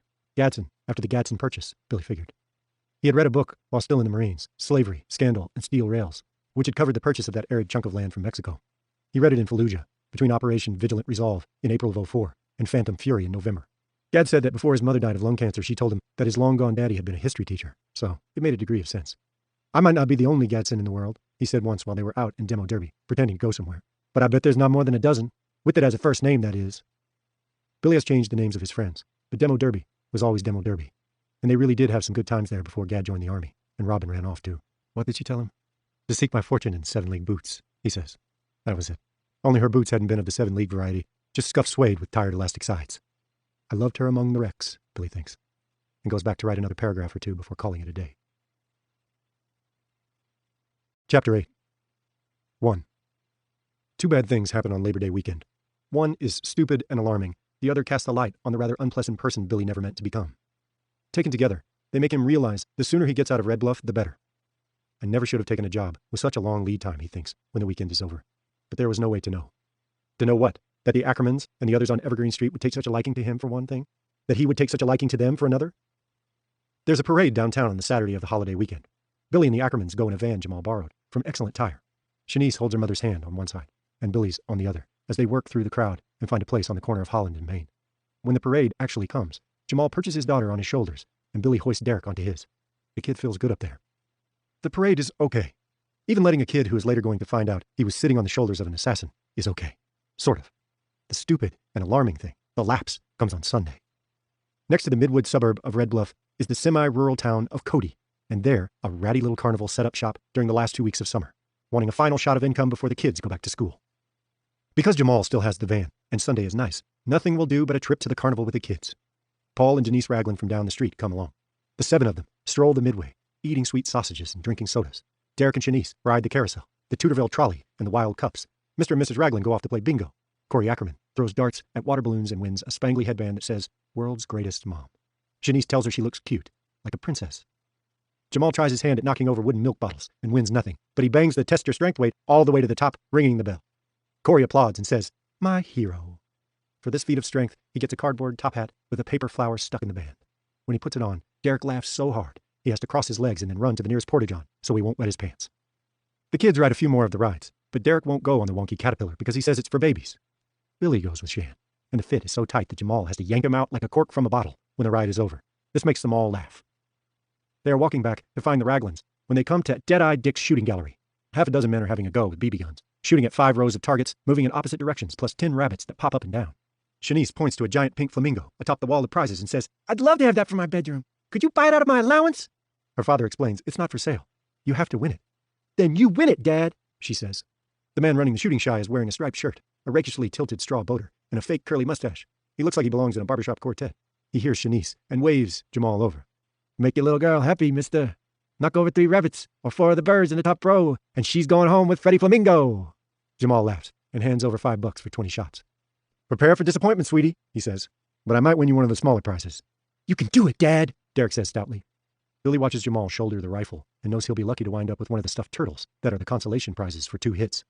Go for the birds, Billy says. I know the rabbits are bigger, but you can only take snapshots when they pop up. If you say so, Dave. Jamal pops off 10 shots at the birds in the top row and hits exactly none. He lowers his sights, pops a couple of the lumbering tin moose in the bottom row, and accepts one of the turtles. Shanice eyes it without much enthusiasm, but says, "Thank you." "What about you, Huss?" the barbershop quartet guy asks Billy. Most of his other customers have drifted away. "Want to give it a try? $5 buys you 20 shots, and you only need to hit 4 of the birdies to make your pretty little pal the happy owner of Frankie Flamingo." "I thought it was Freddie," Billy says. The concession guy smiles and tips his straw boater the other way. "Frankie, Freddie, or Felicia. Make the little girl happy." Shanice looks at him hopefully, but says nothing. It's Derek who convinces him to do the stupid thing when he says, "Mr. Ragland says all these games are a cheat, and nobody wins the big prizes." "Well, let's test that out," Billy says, and lays down a 5-spot. Mr. Barbershop Quartet blows a paper spill of BBs and hands Billy a rifle. A few other men and 2 women are currently at the Shy's counter. Billy moves down partly to give them room, but also because he's noticed that the tin birds, plus the targets on the other 4 levels, slow down a bit before they turn out of sight. Probably the chain drives need to be oiled, which is lazy. The Shy's proprietor should pay for that. "Are you going for the birds, Dave?" Derek asks. It's been quite a while since they stopped calling him Mr. Lockridge. "Like you told Dad?" "Absolutely," Billy says. He takes a breath, lets it out, takes another, and lets it out, takes a third, and holds it. He makes no effort to use the little rifle's sight, which will be wildly out of true. He just snugs his head against the rifle's stock and fires quickly. Pop, pop, pop, pop, pop. The first one misses. His next 4 knock over 4 tin birds. He knows he's doing a stupid thing and should quit, but he can't resist knocking over one of the rabbits when it rises from the hole. The Ackermans applaud. So do the other shooters. And to his credit, so does Mr. Barbershop Quartet before grabbing the pink flamingo and handing it over to Shanice, who hugs it and laughs. "Wow, Dave," Derek says, his eyes are shining. "You rock." Now Jamal will ask me where I learned to shoot like that, Billy thinks. And then he thinks, how do you know you're an idiot? Because if everyone is looking at you, like they are now, you're an idiot. It's actually Corey who asks him, as they resume their stroll to the bingo tent. Billy tells her it was in ROTC, that he was just naturally good at it. Telling her he killed at least 25 Mujin in Fallujah, shooting from rooftops during the 9 days of Operation Phantom Fury, would be a bad idea. "Oh, you think?" he asks himself with a sarcasm that's very unlike him, in his thoughts or aloud. The other thing, the character check, happens on Monday, the actual holiday. Because he's a freelance writer working on his own hours, he can take off when he wants, and also work when others are enjoying a federally mandated day of rest. Girard Tower is all but deserted. The lobby door is unlocked, such trusting souls in the border south. And no one is at the security stand. When the elevator passes the 2nd floor, he hears no shouts as the denizens of Business Solutions psych each other up, and no ringing phones. Apparently debtors are also getting the day off, and good for them. Billy writes for 2 hours. He's almost up to Fallujah now, and wondering what he should say about it. A little? A lot? Or maybe nothing at all. He shuts down and decides to put in an appearance at Pearson Street, reestablishing his existence with Beverly Jensen and her husband, who will no doubt be taking the day off. He drives over in his leased car, wig, mustache, and fake pregnancy belly in place. Dawn is mowing the lawn. Beverly is sitting on the stoop, in unfortunate lime green shorts. The 3 of them bat the breeze a little, talking about how hot the summer has been, how glad they are it's over, and Dalton Smith's impending trip to Huntsville, Alabama, where he'll install a state-of-the-art computer system at the new Equity Insurance HQ. Shouldn't take too long. After that, he says, he hopes to be back for a while. "They sure do keep you on the hop," Dawn says. Billy agrees, and then asks Beverly about her mother, who lives in Missouri and has been poorly. Beverly sighs and says she's about the same. Billy says he hopes she'll be better soon, and Beverly says she sure hopes so. As she's telling him this, Billy looks over his shoulder and sees Dawn, slowly shaking his head. That he doesn't want his wife to know what he thinks about his mother-in-law's chances makes Billy like him. He thinks that Don Jensen would never tell his wife that her lime green shorts make her look fat. He goes down to his pleasingly cool basement apartment. David Lockridge has his book, and Dalton Smith has his laptops. Smith's work might not matter, but because it might matter a great deal somewhere down the line, he does it carefully. Even though after working on Benji Compson's story, it seems boring and mechanical. He finishes up with a quick review of the 3 screens. 10 famous celebs who almost died. These 7 foods can save your life. The 10 most intelligent dogs. Good clickbait. He posts them on facebook.com/ads. He really could do this for a living, but who would want to? He shuts down, reads a little. He's currently on an Ian McEwan binge, then checks the fridge. The half and half is holding out, but the milk has gone spunky. He decides on a trip to the Zonies Go Mart to replace it. When he finds Don and Beverly still on the porch, now sharing a can of beer, he asks if they want anything. Beverly asks if he'll see if they have any Pop Secret. "We're going to watch something on Netflix tonight. You're welcome to join, if you want." He almost says yes, which is close to appalling. He tells them instead he's going to make it an early night, because he's driving to Alabama first thing in the morning. He walks down to the sad little strip mall. Merton Richter's blue SUV with the scratched side is nowhere to be seen, and the office is closed. So is the New You tanning salon, Hot Nails, and the Jolly Roger tattoo parlor. Beyond Hot Nails is an abandoned laundrette and a dollar store with a sign in the window reading, "Visit our new location in Pine Plaza." The Zonies is at the very end. Billy gets his milk out of the cooler. There's no Pop Secret, but there's Act 2, so he grabs a box of that. The clerk is a middle-aged woman with hennaed hair who looks like she's been down on her luck for a while, maybe 20 years or so. She offers him a carry sack, and Billy says no thank you. Zonies uses plastic bags. which are bad for the environment. On the way back, he passes 2 young men standing outside the abandoned laundrette. One is white, the other is black. They are both wearing hoodies, the kind with kangaroo pockets in front. The pockets sag with the weight of what's inside them. Their heads are together as they murmur to each other. They give Billy identical glances of narrow assessment as he passes. He doesn't look at them directly, but sees them perfectly well from the corner of his eye. When he doesn't slow, they go back to whispering together. They might as well be wearing placards around their necks that say, "We plan to celebrate Labor Day by robbing the local zonies." Billy walks out of the sad little strip mall and back to the street. He can feel them looking at him. There's no telepathy involved in that, unless it's the ordinary telepathy of someone who has survived a war zone, with only a half-gone great toe and 2 purple hearts, long since discarded, to show for it. He thinks of the woman who sold him his goods, a hard-luck mama from the look of her. Her luck isn't going to change on this holiday either. Billy never considers going back to brace them. Judging from their cranked-up expressions, that would be a fine way to get killed. But he does consider calling 911, only there are no payphones in the vicinity. Not anymore. And the phone he's carrying is Dalton Smith's. If he calls the cops, he'll burn it. Then the rest of his identity will catch fire. Because what is it made of? Just paper. He goes back to the apartment building instead and tells Beverly they didn't have any pop secret. She says Act 2 is fine. There's scant traffic on Pearson Street at the best of times, and it's even scanter on this holiday. He keeps his ear cocked for gunshots. He doesn't hear any, which means nothing. 2. Billy downloaded an app for the local newspaper shortly after arriving in the city he can't wait to put behind him, and the following day, he looks for a Zonies robbery. He finds the story on the close-to-home page, just a snippet in a roundup of minor news items. It says, 2 thieves armed with handguns made off with just under $100, which would include my dollars and Beverly's, Billy thinks. The clerk, Wanda Stubbs, was alone in the store at the time. She was taken to Rockland Memorial, where she was treated for a head wound and released. So one of those scumbuckets hit her, probably with the butt of his gun, and probably because she wasn't emptying the register fast enough to suit him. Billy can tell himself it could have been a lot worse, and does. He can tell himself the robbery would have gone down much as it did, even if he had called 911, and does. It doesn't change the fact that he feels like the priest and the Levite who passed on the other side of the road before a good Samaritan came along and saved the day. Billy read the Bible from cover to cover while he was in the suck. Every Marine got one on request.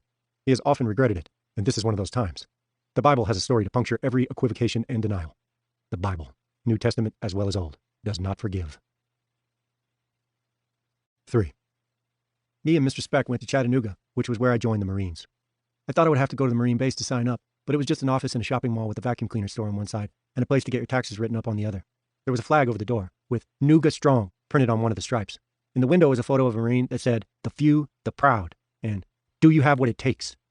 Mr. Speck said, "Are you sure you want to do this, Benji?" And I said yes, but I wasn't.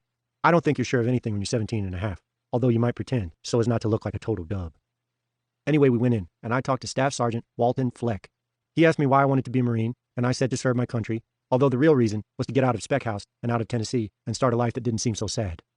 Glenn and Ronnie were gone, and Donnie was right when he said, "Only the paint remains."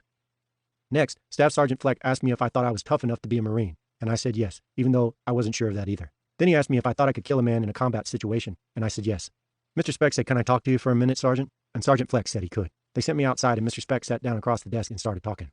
I could have told the sergeant what happened with my mother's bad boyfriend, but I guess it was better to hear it from a responsible adult. With all I've been through, back then and since, I have to wonder if there is such a thing. After a while, they called me back inside, and I wrote out what happened in the space marked personal information.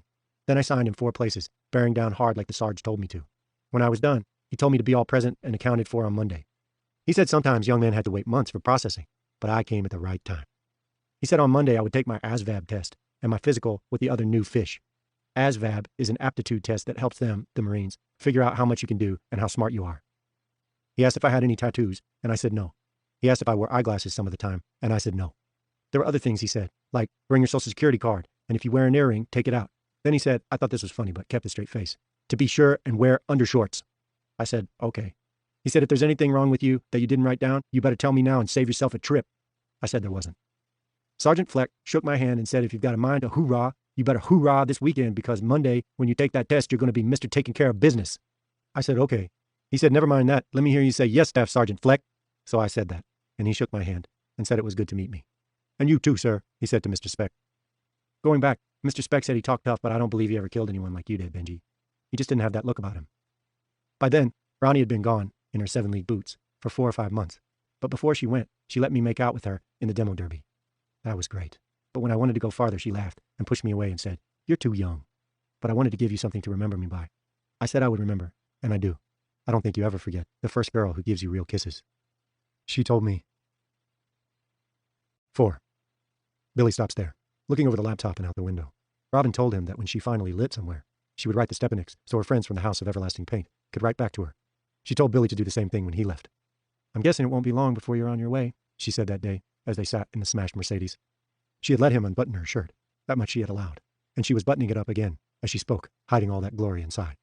But your idea about feeding yourself to the war machine, you need to rethink that, Billy. You're too young to die. She kissed the tip of his nose. And too pretty. Billy starts to write this, only omitting that he had had the hardest, most painful, and most wonderful erection of his life during this all-too-short necking session, when his David Lockridge phone bings with a text. It's from Ken Hoff. I have something for you. Probably it's time for you to take it. And because he's probably right about that, Billy texts back, okay. Hoff returns, I'll come by your house. No, no, and no. Hoff at his house? Next door to the Ackermans, with whose kids Billy plays Monopoly on the weekends? Hoff will bring the rifle wrapped in a blanket. Of course he will. As if anyone with half a brain and a single eye would know what was inside. No, he texts. Walmart, the Garden Center parking lot, 7:30, tonight. He waits, watching the dots as Hoff composes his reply. If he thinks the meeting place is negotiable, he is in for a surprise. But when the response comes back, it's brief. Okay. Billy shuts down his laptop without even finishing the last sentence. He's done for the day. Hoff poisoned the well, he thinks. Only he knows better. Hoff is just Hoff and can't help himself. The real poison is the gun. This thing is getting close. 5. At 7:25, Billy parks his David Lockridge Toyota in the Garden Center section of Walmart's giant parking lot. 5 minutes later, at 7:30 on the dot, he gets a text. Can't see you. Too many cars. Get out and give me a wave. Billy gets out and waves, as if spotting a friend. A vintage cherry red Mustang convertible, a Ken Hoff car if ever there was one, drives down one of the lanes and pulls in next to Billy's humbler vehicle. Hoff gets out. He looks better than the last time Billy saw him, and there's no alcohol in his breath, which is a good thing, considering his cargo. He's wearing a polo shirt with a logo on it, naturally, pressed chinos, and loafers. He's got a fresh haircut. Yet, the essential Ken Hoff is still there, Billy thinks. The man's expensive cologne doesn't mask the smell of anxiety. He's not cut out for the heavy stuff, and bringing a gun to a hired killer is pretty damn heavy. The rifle isn't wrapped in a blanket after all, and Billy is willing to give him points for that. What Hoff hauls out of the Mustang's trunk is a tartan golf bag with 4 club heads sticking out. They gleam in the day's fading light. Billy takes the bag and puts it in his own trunk. Anything else? Hoff shuffles his tasseled loafers. Then he says, maybe. Yeah. Can we talk for a minute? Because it might be prudent to know what's on Hoff's mind, Billy opens the passenger door of the Toyota and gestures for Hoff to get in. Hoff does. Billy goes around and sits behind the wheel. I just want to ask you to tell Nick that I'm okay. Can you do that? Okay about what? About everything. That? He hoists a thumb behind him, meaning the golf bag in the trunk. Just make sure he knows I'm a stand-up guy. You've seen too many movies, Billy thinks. Tell him it's all good. Some of the people I owe money to are happy. Once you do your job, they'll all be happy. Tell him we all part friends and everybody goes their way. If I'm ever asked, I know nothing about nothing. You're just some writer I rented space to in one of my buildings. No, Billy thinks. You didn't rent space to me. You rented it to my agent. And George Russo is actually Giorgio Piglielli, a.k.a. Georgie Pigs, a known associate of Nikolai Majarian. You're the link, and you know it. Which is why we're having this conversation. You still think you can probably skate after the deal goes down. You have a right to think that, I guess. Because skating is what you do. Trouble is, I don't think you could skate far after 10 hours in an interrogation room with cops tag teaming you. Maybe not even 5. If they dangled a deal in front of you, I think you'd crack like an egg. Listen a minute. Billy tries to sound kind, but hopefully in a straight-from-the-shoulder way. Just 2 guys in a Toyota having a no-bullshit talk. Is it really the job of Billy Summers to keep this man-shaped annoyance in line? Wasn't he just supposed to be the mechanic, the one who can disappear like Houdini after the deal is done? That was always the deal before. But for $2 million. Meanwhile, Hoff is looking at him eagerly, needing that reassurance, that soothing syrup. It should have been George giving it. George is good at this stuff. But Georgie Pigs isn't here. I know this isn't your usual thing. No, it's not. And I know you're nervous. But this isn't a movie star or a politician or the Pope of Rome we're talking about. This is a bad guy. Like you, Hoff's face says. And why not? That Billy won a pink flamingo for a cute little girl with ribbons in her hair doesn't matter. It's not what they call an extenuating circumstance. Billy turns to face the other man squarely. Ken, I need to ask you something. Don't take it personally. Okay, sure. You're not wearing a wire or anything, are you? Hoff's shocked expression is all the answer Billy needs, and he cuts the man's confused gabble of protests short. Okay, fine. I believe you. I just had to ask. Now, listen up. Nobody is going to set up a task force on this one. There's not going to be any big investigation. They'll ask you a few questions. They'll look for my agent and find out he's a ghost who fooled you with some good papers, and that will be it. Balls it will. Do you know what they'll say? Not for the newspapers or TV, but among themselves? Ken Hoff shakes his head. His eyes never leave Billy's. They'll say it was a gang killing, or a revenge thing, and whoever did it saved the city the cost of a trial. They'll look for me, they won't find me, and the case will go in the open, unsolved file. They'll say good riddance to bad rubbish. Got it? Well, when you put it that way, I do. I do put it that way. Now go home. Let me take care of the rest. Ken Hoff suddenly moves toward him, and for a moment Billy thinks the man is going to slug him. Instead, Hoff gives him a hug. He looks better tonight, but his breath tells a different story. It doesn't stink of booze, but it stinks. Billy suffers the hug, bad breath and all. He even hugs back a little. Then he tells Hoff to go on, for God's sake. Hoff gets out of the car, which is a relief, a huge relief. But then leans back in. He's smiling, and his smile looks real, as if it comes from the man inside. Apparently, there is one. I know something about you. What's that, Ken? That text you sent me? You didn't write garden center, small g and small c. You wrote capital G, capital C. And just now you didn't say between themselves, you said among. You're not as dumb as you like to make out, are you? I'm smart enough to know that you'll be fine if you keep it simple. You have no idea where I got the rifle and no clue what I was planning to do with it. End of story. Okay, one other thing. A heads up like, you know Cody? Sure he does. The town where they went to the little shit pot of a carnival. At first Billy thinks Hoff is going to tell him he was noticed there because of his shooting. It's a paranoid thought, but before a job, paranoia is just the way to be. Yes, it's not far from where I'm living. Right. On the day this thing goes down, there's going to be a diversion in Cody. The only diversion Billy knows about are the flashpots. One in the alley behind the Sunspot Cafe, the other someplace close to the courthouse. Cody is miles from the courthouse, and Nick never would have told this moke about the flashpots anyway. What kind of diversion? A fire. Maybe a warehouse. There are a lot of them out that way. It'll happen before your guy, your target, gets to the courthouse. I don't know how long before. I just thought you'd like to know, in case you get a bulletin on your phone or computer or whatever. Okay, thanks. And now it's time for you to beat it. Hoff gives him a thumbs up and returns to his rich boy car. Billy waits until he's gone and then heads back to Evergreen Street, driving carefully, aware that he's carrying a high-powered rifle in the trunk. A warehouse fire in Cody. Really? Does Nick know? Billy doesn't think so. Nick would have told him about anything that might knock him off his rhythm. But Hoff knows. The question is whether or not he, Billy, tells Nick or Giorgio about this unexpected wrinkle. He thinks he'll keep it to himself, ponder it in his heart, like Mary pondering the birth of baby Jesus. He told Hoff to keep it simple. Except, how simple can you keep it when, after 3 or 4 hours in that little interrogation room, the cops start asking you how you paid off all the creditors who were baying at your heels? By then, they'd be calling him Ken instead of Mr. Hoff, because that's what they do when they smell blood. Where did the money come from, Ken? Did a rich uncle die, Ken? There's still time to get out from under this. Is there something you'd like to tell us, Ken? Ken? Billy finds himself wondering about the golf bag and the clubs that are inside it along with the gun. Is it Hoff's bag? If it is, has he thought to wipe the club heads in case his fingerprints are on them? Better not think about it. Hoff has made his bed. But isn't that also true of Billy? He keeps thinking about Nick's escape plan. It's too good to be true, which is why Billy decided not to use it, and without letting Nick know. Because hey, if you're going to get rid of the guy who brokered the deal and supplied the gun, why not get rid of the man who used the gun? Billy doesn't want to believe that Nick would do that, but he recognizes one incontrovertible fact.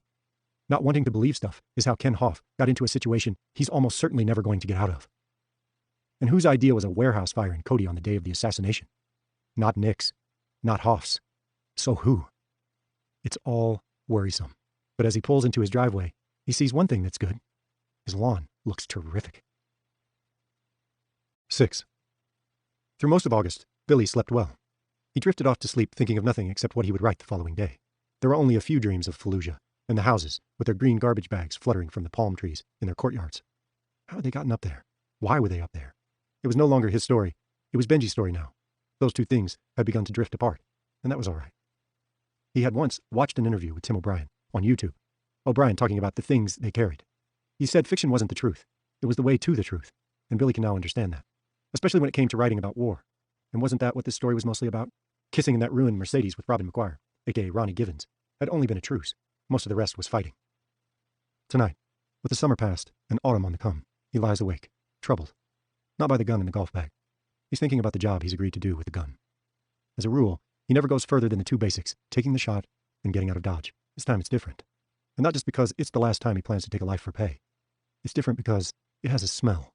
The way Hoff's breath had a smell when he snared Billy in that clumsy and unexpected embrace. Somebody got in touch with Hoff, he thinks, and realizes that's not so. Nobody got in touch with Hoff, because Hoff is a nobody. He may think he's a somebody, with his real estate developments, and his movie theaters, and his red Mustang convertible, but he's just a big fish in a small pond, and not really that big either. And this is a big deal. Lots of people are getting paid. Hoff himself for one. Some of his debts are paid already, and he seems to think all of them will be cleared after Joel Allen goes down. Then there's Nick, and the troops Nick has fielded for this op. They are not squad strength, but almost. And maybe it is a squad.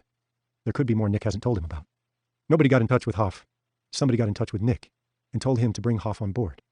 Billy remembers thinking, the first time he met with Hoff at the Sunspot Cafe, that Nick and Hoff must be affiliated.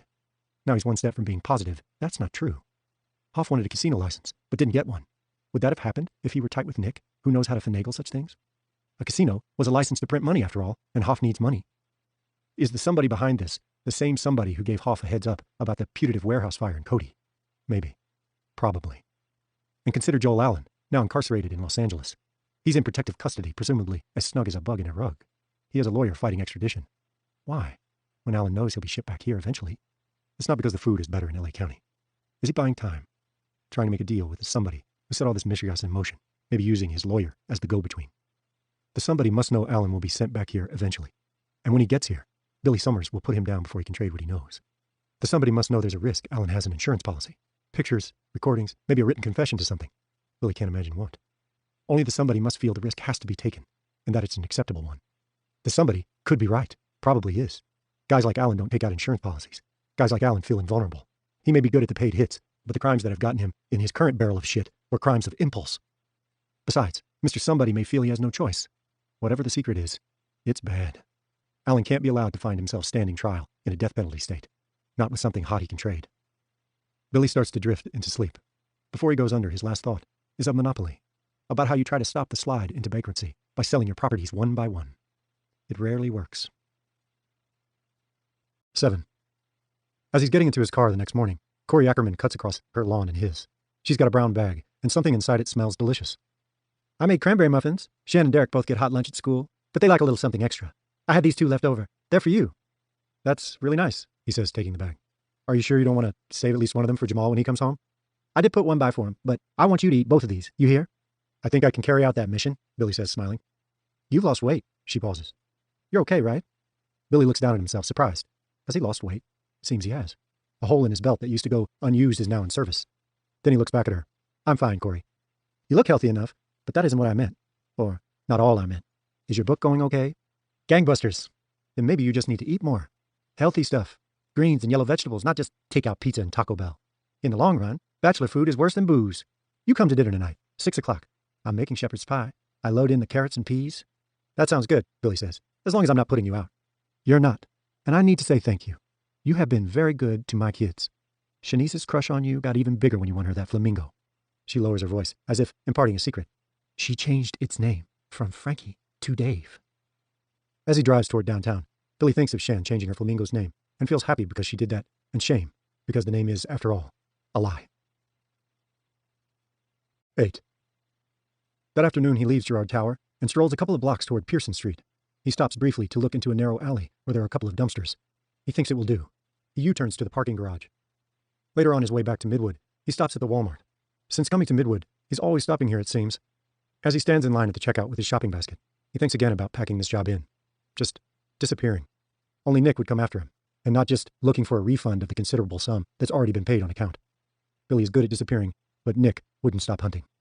He'd start by sending a hardball to question Bucky Hansen, and that questioning would be rough, because Nick would figure if anyone had a line on Billy Summers' whereabouts, it would be his broker in New York. Bucky might end up without fingernails. He might end up dead. He deserves neither. Nick would also send guys, probably Frankie Elvis and Paul Logan, to the neighborhood. The Fazios and the Raglins would be questioned. So would Jamal and Corey. Maybe the kids. That was unlikely. Grown men talking to kids attracted unwanted attention, but just the thought of those two questioning Shan and Derek makes him queasy. There are 2 other things. He has never run out on a job. That's number 1. Joel Allen has it coming. That's number 2. He's a bad person. Sir, you're next. Billy comes back to the Walmart checkout lane. Sorry, I was wool gathering. No worries. I do it all the time, the checkout girl says. He empties his carry basket. There are bright green golf head covers with things like POW and WHAM printed on them. A gun cleaning kit, a set of wooden kitchen spoons, a big red bow with Happy Birthday on it in glitter, a light jacket with the Rolling Stones logo on the back, and a child's lunchbox. The checkout girl beeps the lunchbox last, then holds it up for a better look. Sailor Moon. Some little girl is going to love this. Shan Ackerman would love it, Billy thinks, but it's not for her. In a better world, it would be. 9. That night, after dinner with the Ackermans, Corey's shepherd's pie is delicious. He goes down to his basement rumpus room and slides the gun out of the golf bag. It's an M24, as specified, and it looks okay. He breaks it down, laying the pieces out on the ping-pong table, and cleans each one. Over 5 dozen in all. He finds the telescopic sight in one of the golf bag's 2 zipper pockets. In the other pocket is a magazine, which holds 5 rounds of ammunition. Sierra Match King Hollow Point boat tails. He will only need 1. 10. When he enters the Gerard Tower lobby the next morning at 9:45, the strap of the golf bag is over his left shoulder. He has come in purposely late so that most of the business gerbils will be running on their wheels. Irv Dean, the elderly security guy, looks up from his magazine. Today it's Motor Trend, and gives him a grin. Going on a golf adventure, Dave? Oh, for the life of a writer. Not me, Billy says. I think it's the most boring game in the universe. These are for my agent.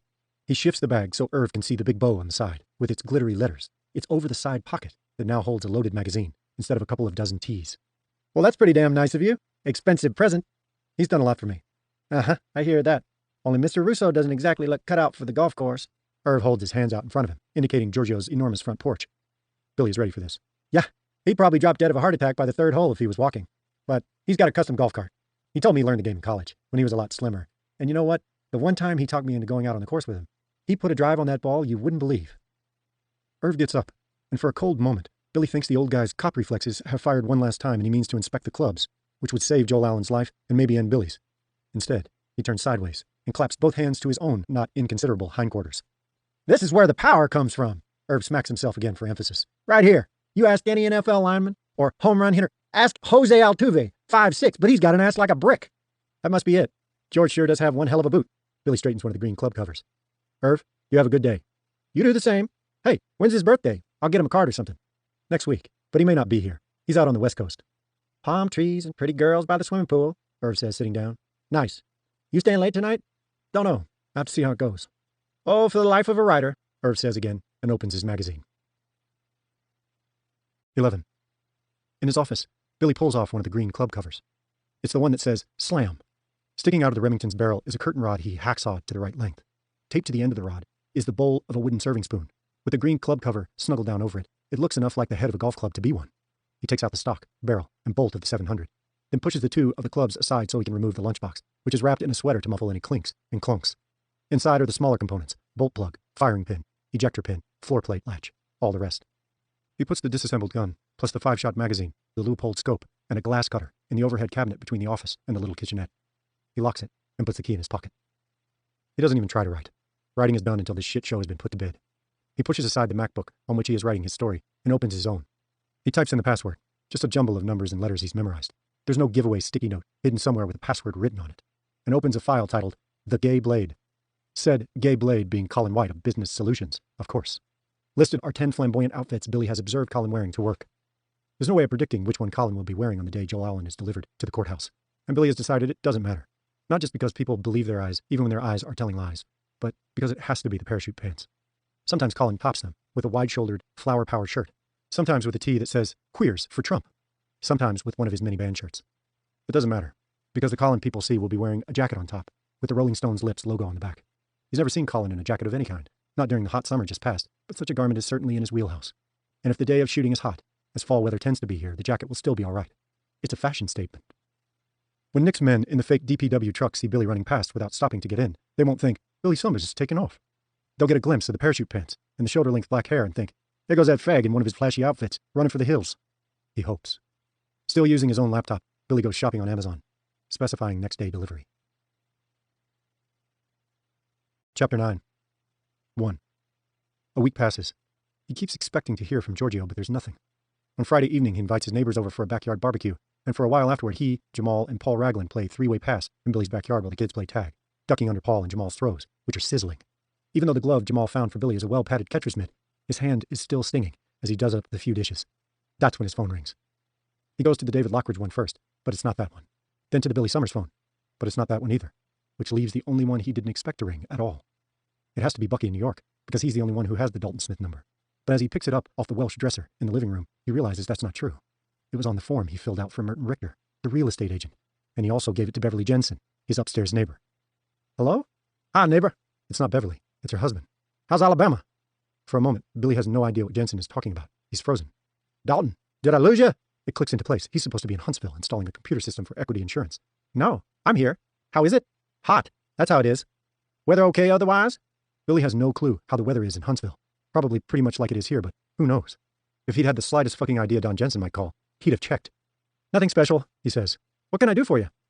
Well, we were wondering just who the hell you really are, he imagines Don saying. That fake belly might fool most people, but my wife spotted it from the get-go. I'll tell you what, Don says. Bev's mother took a turn for the worse yesterday and died this afternoon. Oh, I'm very sorry to hear that. Billy actually is sorry.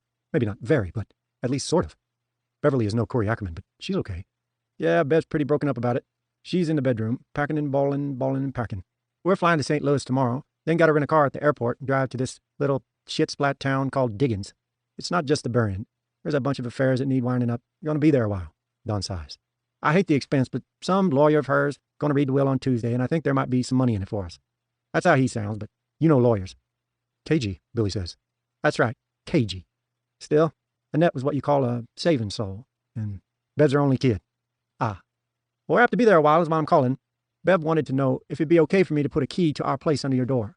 When you get back from Bama, it'd be a favor if you'd check our fridge and water Bev's spider plant and her busy Lizzie. Crazy about those things. Even gives them names. Do you believe it? If you're going to be gone longer than a week, that's a head-scratcher. We don't know many people around here. Because there aren't many people around here, Billy thinks. He also thinks this is good. Better than good. Fantastic stroke of luck. He'll have the Pearson Street house entirely to himself. Unless the Jensens come back before Joel Allen leaves California. If you can't do it, I can, and I'd be happy to. How long do you think you'll be gone? No way of telling. At least a week, maybe 2. I got a leave of absence from work. Without pay, of course. But if there's money in it, right. I get it. Better and better. And no problem on the plants. I expect to be back soon. And for quite a while this time. That's great. Bev told me to tell you can have anything out of the fridge you want. Better get used up than have it spoil, she says. Of course, the milk may be gone anyway. Yes, Billy says. I ran into that problem myself. You have a safe trip. Thanks, Dalton. You bet, Billy says. 2. That night, Billy lies in bed with his hands under the pillow, looking up at the misty oblong of yellowish light on the ceiling, thrown by the street light in front of the Fazios. He keeps forgetting to get curtains. He thinks about doing it, and then it slips his mind. Maybe now, with nothing to do but wait, he'll remember. He hopes the waiting period will be short, not just because Don and Beverly being gone is so convenient, but because the hours spent in Girard Tower are going to hang heavy without Benji's story to work on. Fallujah comes next, and Billy knows some of what he wants to say, some of the brilliant details he wants to capture. Those shredded garbage bags caught in the palm trees, blowing in the hot wind like flags. How the Mooj showed up in taxis to battle the Marines, piling out of them like clowns out of a little car at the circus. Only the circus clowns don't pile out guns up. How boys in 50 Cent and Snoop Dogg t-shirts served as ammo runners, darting through the rubble in their battered Nikes or Chuck Taylors. How a 3-legged dog with half a human hand in its mouth went trotting through Joland Park. Billy can see the white dust on the dog's paws so clearly. The pieces are there, but no way can he put them together until this job is done. According to William Wordsworth, the best writing is about strong emotion recalled in tranquility. Billy has lost his tranquility. Finally, he slips into sleep, but the soft ding-dong of an arriving text awakens him at some dark hour. Ordinarily, he might have slept through it, but now all his sleep is thin, with dreams that are mere wisps. It was always that way in the suck. 3 phones are lined up and charging on his nightstand. Billy's, Dave's, and Dalton's. It's the screen of his own that's lit up. DBLDOM. Call me. There follows a number with a Las Vegas area code. DBLDOM is the double domino. Nick's casino hotel. In Billy's time zone, it's 3 o'clock. In Vegas, Nick is probably just preparing to turn in. Billy calls. Nick answers and asks how Billy's doing. Billy says he's doing fine, except for it being 3 o'clock in the morning. Nick laughs cheerfully. Best time to call. Folks are always home. I just got word that our friend will probably be coming your way next Wednesday. It would have been Monday, but he's got a little case of food poisoning, probably self-administered. His ride will take him to his hotel, where he'll spend the night. You follow? Billy follows. Allen's hotel will be the county jail. The next morning, he'll be over your way for the A. You know what I mean? Yes, the arraignment. Did I already have a friend get you what you wanted? Yes. It's okay? Yes. Good. Your agent will send you one more text. Then you're on standby. After, you'll leave on your vacation. Got all that? Yes, Billy says. You'll want to pay the bill on this phone and any other you've been using. Follow me? Yes, Billy says. The way Nick keeps asking him if he's getting it is tiresome, but also good. Nick still thinks he's talking to a fellow whose brains are permanently on the dimmer switch. Destroy the Billy Summers phone. Destroy the David Lockridge phone. Destroy any burner phones he may have picked up along the way. Roger that. The phone he'll keep is the one Nick doesn't know about. We'll talk down the line, Nick says. Keep your phone for a while if you want, but trash the text they send you. And he's gone. Billy deletes the text, lies down, and is asleep in less than a minute. 3. It's a cool weekend. Fall, it seems, is finally arriving. Billy can see the first few dashes of color in the trees on Evergreen Street. There's Monopoly on Sunday afternoon, Billy playing against 3 kids and a half dozen more kibitzing around the board. The dice are usually his friend, but not today. He rolls 3 doubles and winds up in jail on 3 consecutive turns. A statistical freak, almost up there with picking all 6 Mega Millions numbers. He hangs in long enough for 2 of his opponents to go broke, and then loses to Derek Ackerman. When the bank has taken his last mortgage property, the kids all crow and pigpile him, chanting, "Loser, loser, vodka, boozer." Corey comes downstairs to see what all the ruckus is about, and yells through her laughter to get off him, let the man breathe. "You got smoked," Danny Fazio shouts gleefully. "You got smoked by a kid." "I did," Billy says, laughing himself. "If I'd gotten all the railroads instead of going to jail." Shan's friend Becky blows a raspberry at him, and they all laugh some more. They go upstairs and eat pie in the living room, where Jamal is watching a baseball playoff game. Shan sits next to Billy on the couch, holding her flamingo in her lap. In the 7th inning, she goes to sleep with her head resting on Billy's arm. Corey asks him to stay for supper, but Billy declines, saying he might catch an early movie. He's been hankering to see Deadly Express. "I saw the previews for that one," Derek says. "It looks scary." "I eat lots of popcorn," Billy says. "It keeps me from being scared." Billy doesn't go to the movie, but listens to a podcast review of it as he drives across town to the parking garage, where his Ford Fusion awaits. Always safe, never sorry. He drives the Fusion to 658 Pearson Street and stows his Dalton Smith gear in the closet. Then he goes upstairs and waters Bev Jensen's Spider Plant and Busy Lizzie. The Spider Plant is going great guns, but the Busy Lizzie looks pretty wilted. "There you go, Daphne," Billy says. The little sign in front of the Busy Lizzie so identifies her. The Spider Plant is named, who knows why, Walter. Billy locks up and leaves the house, wearing a gimme cap to cover his non-blonde hair. Also sunglasses, although it's now almost dark. He returns to Fusion, drives his Toyota back to Midwood, watches some TV, goes to bed. He falls asleep almost immediately. 4. On Monday afternoon, there's a knock at his door. Billy opens it with a sinking heart, expecting Ken Hoff. But it's not Hoff. It's Phyllis Stanhope. She's smiling, but her eyes are red and puffy. "Take a girl to dinner?" Just like that. "My boyfriend dumped me and I need some cheering up." She pauses and then adds, "My treat." "No need of that," Billy says.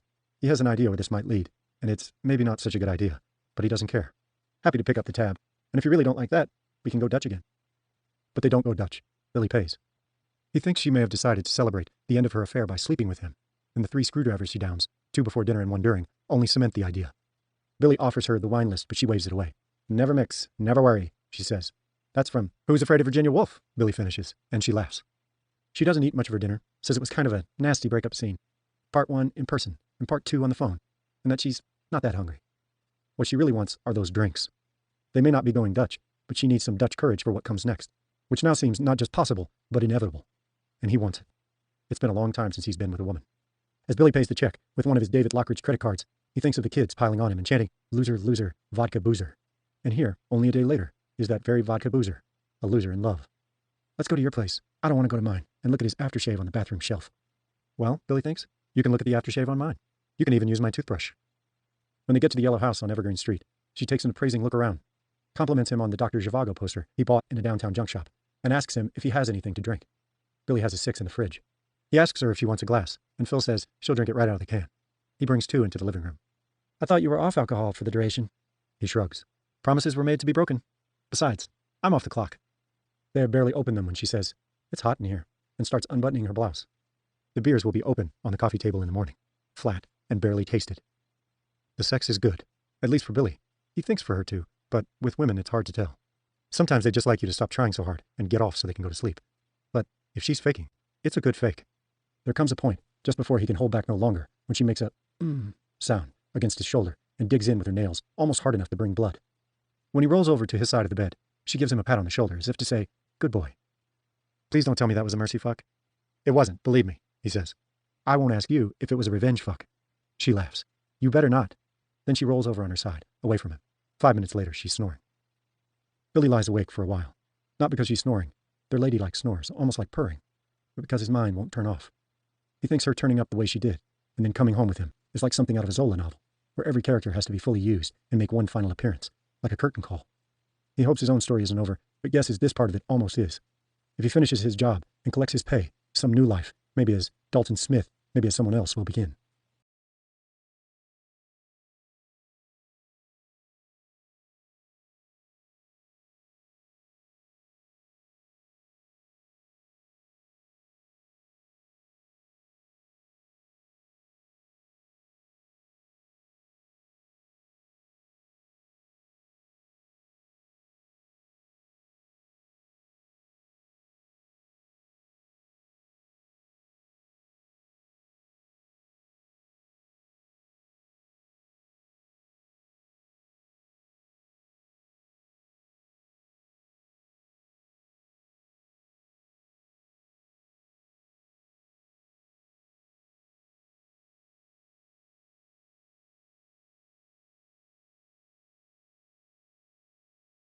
maybe a better life.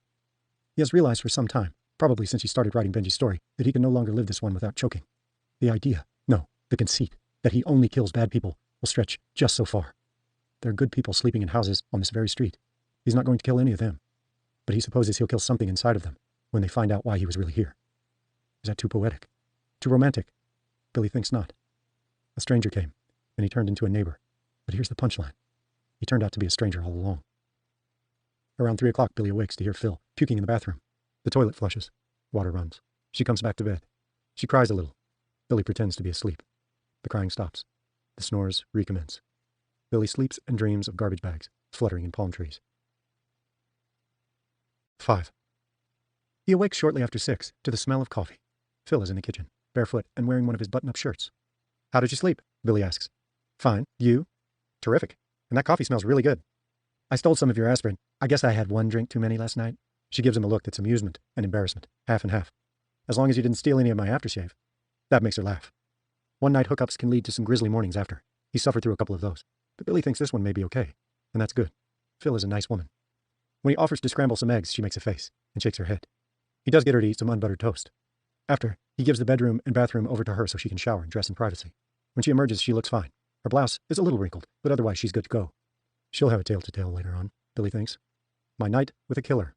If she chooses to tell it, that is. She may not. Will you drive me home, Dave? I want to change my clothes. Happy to. She pauses at the door and puts a hand on his arm. It wasn't revenge sex. No? Sometimes a girl just wants to be wanted. And you wanted me, didn't you? Yes. She gives a brisk nod that says, that's settled. And I wanted you. But I think it's going to be the only time. Never say never, but that's my feeling. Billy, who knows it's going to be the only time, nods. Friends? Phil asks. He gives her a hug and a kiss on the cheek. To the end. It's still early, but Evergreen Street gets up early. Across the street, Diane Fazio is sitting in a rocker on her front porch. She's bundled up in a woolly pink housecoat with a cup of coffee in one hand. Billy opens the passenger door of his Toyota for Phil. As he walks around the back to the driver's side, Diane gives him a neighborly thumbs up. Billy has to smile. 6. When the lunch truck arrives, Billy goes down for a taco and a Coke. Jim Albright, John Colton, and Harry Stone, the young lawyers, like characters in a TV show or a Grisham novel, wave him over and ask him to sit with them, but Billy says he wants to eat at his desk and do a little more work. Jim raises a finger and recites, No man on his deathbed ever said, I wish I'd spent more time in the office. Oscar Wilde, just before he passed into the great beyond. He could tell Jim that Oscar Wilde's last words are actually reputed to have been, either that wallpaper goes, or I do. But he just smiles. The truth is, he doesn't want to spend time with these guys now that the job is almost here. Not because he doesn't like them, but because he does. And Phil seems to have taken the day off. He hopes she'll take off Wednesday and Thursday too, but that's probably too much to hope for. His Dalton phone rings just as he re-enters his office. It's Don Jensen. Darling, my man, you back? I am. How you doing? How's Daffy and Waller? All three of us are fine. How are you? In the bag is how Don is, from the sound of his voice, even though it's just a little past noon. Man, I never been there. Better comes out bear. Very too. Say hi, baby. Distant but perfectly audible because she's yelling. Beverly says, Hi there, honey bunny. And shrieks with laughter. So she's been drinking too. Not exactly in mourning. Either of them. Baby says hi. Don says. Yeah, I heard her. Darling, buddy. He drops his voice. We're rich. Seriously? Lawyer read the will this morning and Bevy's mom left her everything. Stocks and bank accounts, almost $200,000. In the background, Bevy cheers, and Billy can't help but smile. She may be in mourning again when she sobers up, but right now, these two apartment dwellers in one of the city's not very desirable neighborhoods are celebrating, and Billy can't blame them. That's great, Don. Really great. How long are you going to be home this time? That's why I'm calling, darling. Probably quite a while. I've got a new contract for... Don doesn't wait for him to finish. Good. That's good. You keep watering Daffy and Waller, because... You know what? What? Guess. I can't guess. Got it, my computer compadre. Gotta. You're going to Disneyland? Don laughs so loudly that Billy pulls the phone away from his ear with a little wince. But he's also still smiling. A good thing has happened to decent people, and no matter what his own situation happens to be, he has to like it. He wonders if Zola ever wrote a development similar to this. Probably not. But Dickens. Now, close, darling. Close. We're going on a cruise. In the background, Beverly whoops. You gonna be around for a month? Maybe even 6 weeks? Because... At this point, Beverly snatches the phone, and Billy once more has to hold it a couple of inches away to spare his overtaxed eardrum. If you're not, just let him die. I can afford new ones. A whole greenhouse. Billy has time to offer her both condolences and congratulations. Then it's dawn again. And when we get back, we're moving. No more scenic view of that fucking vacant lot across the street. Not that I'm just in your apartment, doll. It's the one Bevy always wanted. Bev cries. Not anymore. Billy says, I'll water Daphne and Walter. Don't worry about that.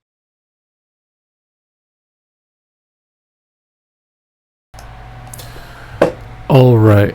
I think I'm getting a little tired, so I am done for the night. And I need to shave my beard or trim it. I'm so scruffy. I was just drawing for the evening. I'll probably draw more.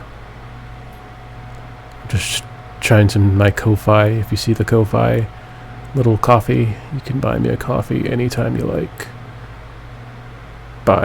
Give me money, please, if you want to. Yeah, I'll draw more later. My back hurts. Have a good night. Love you. Bye.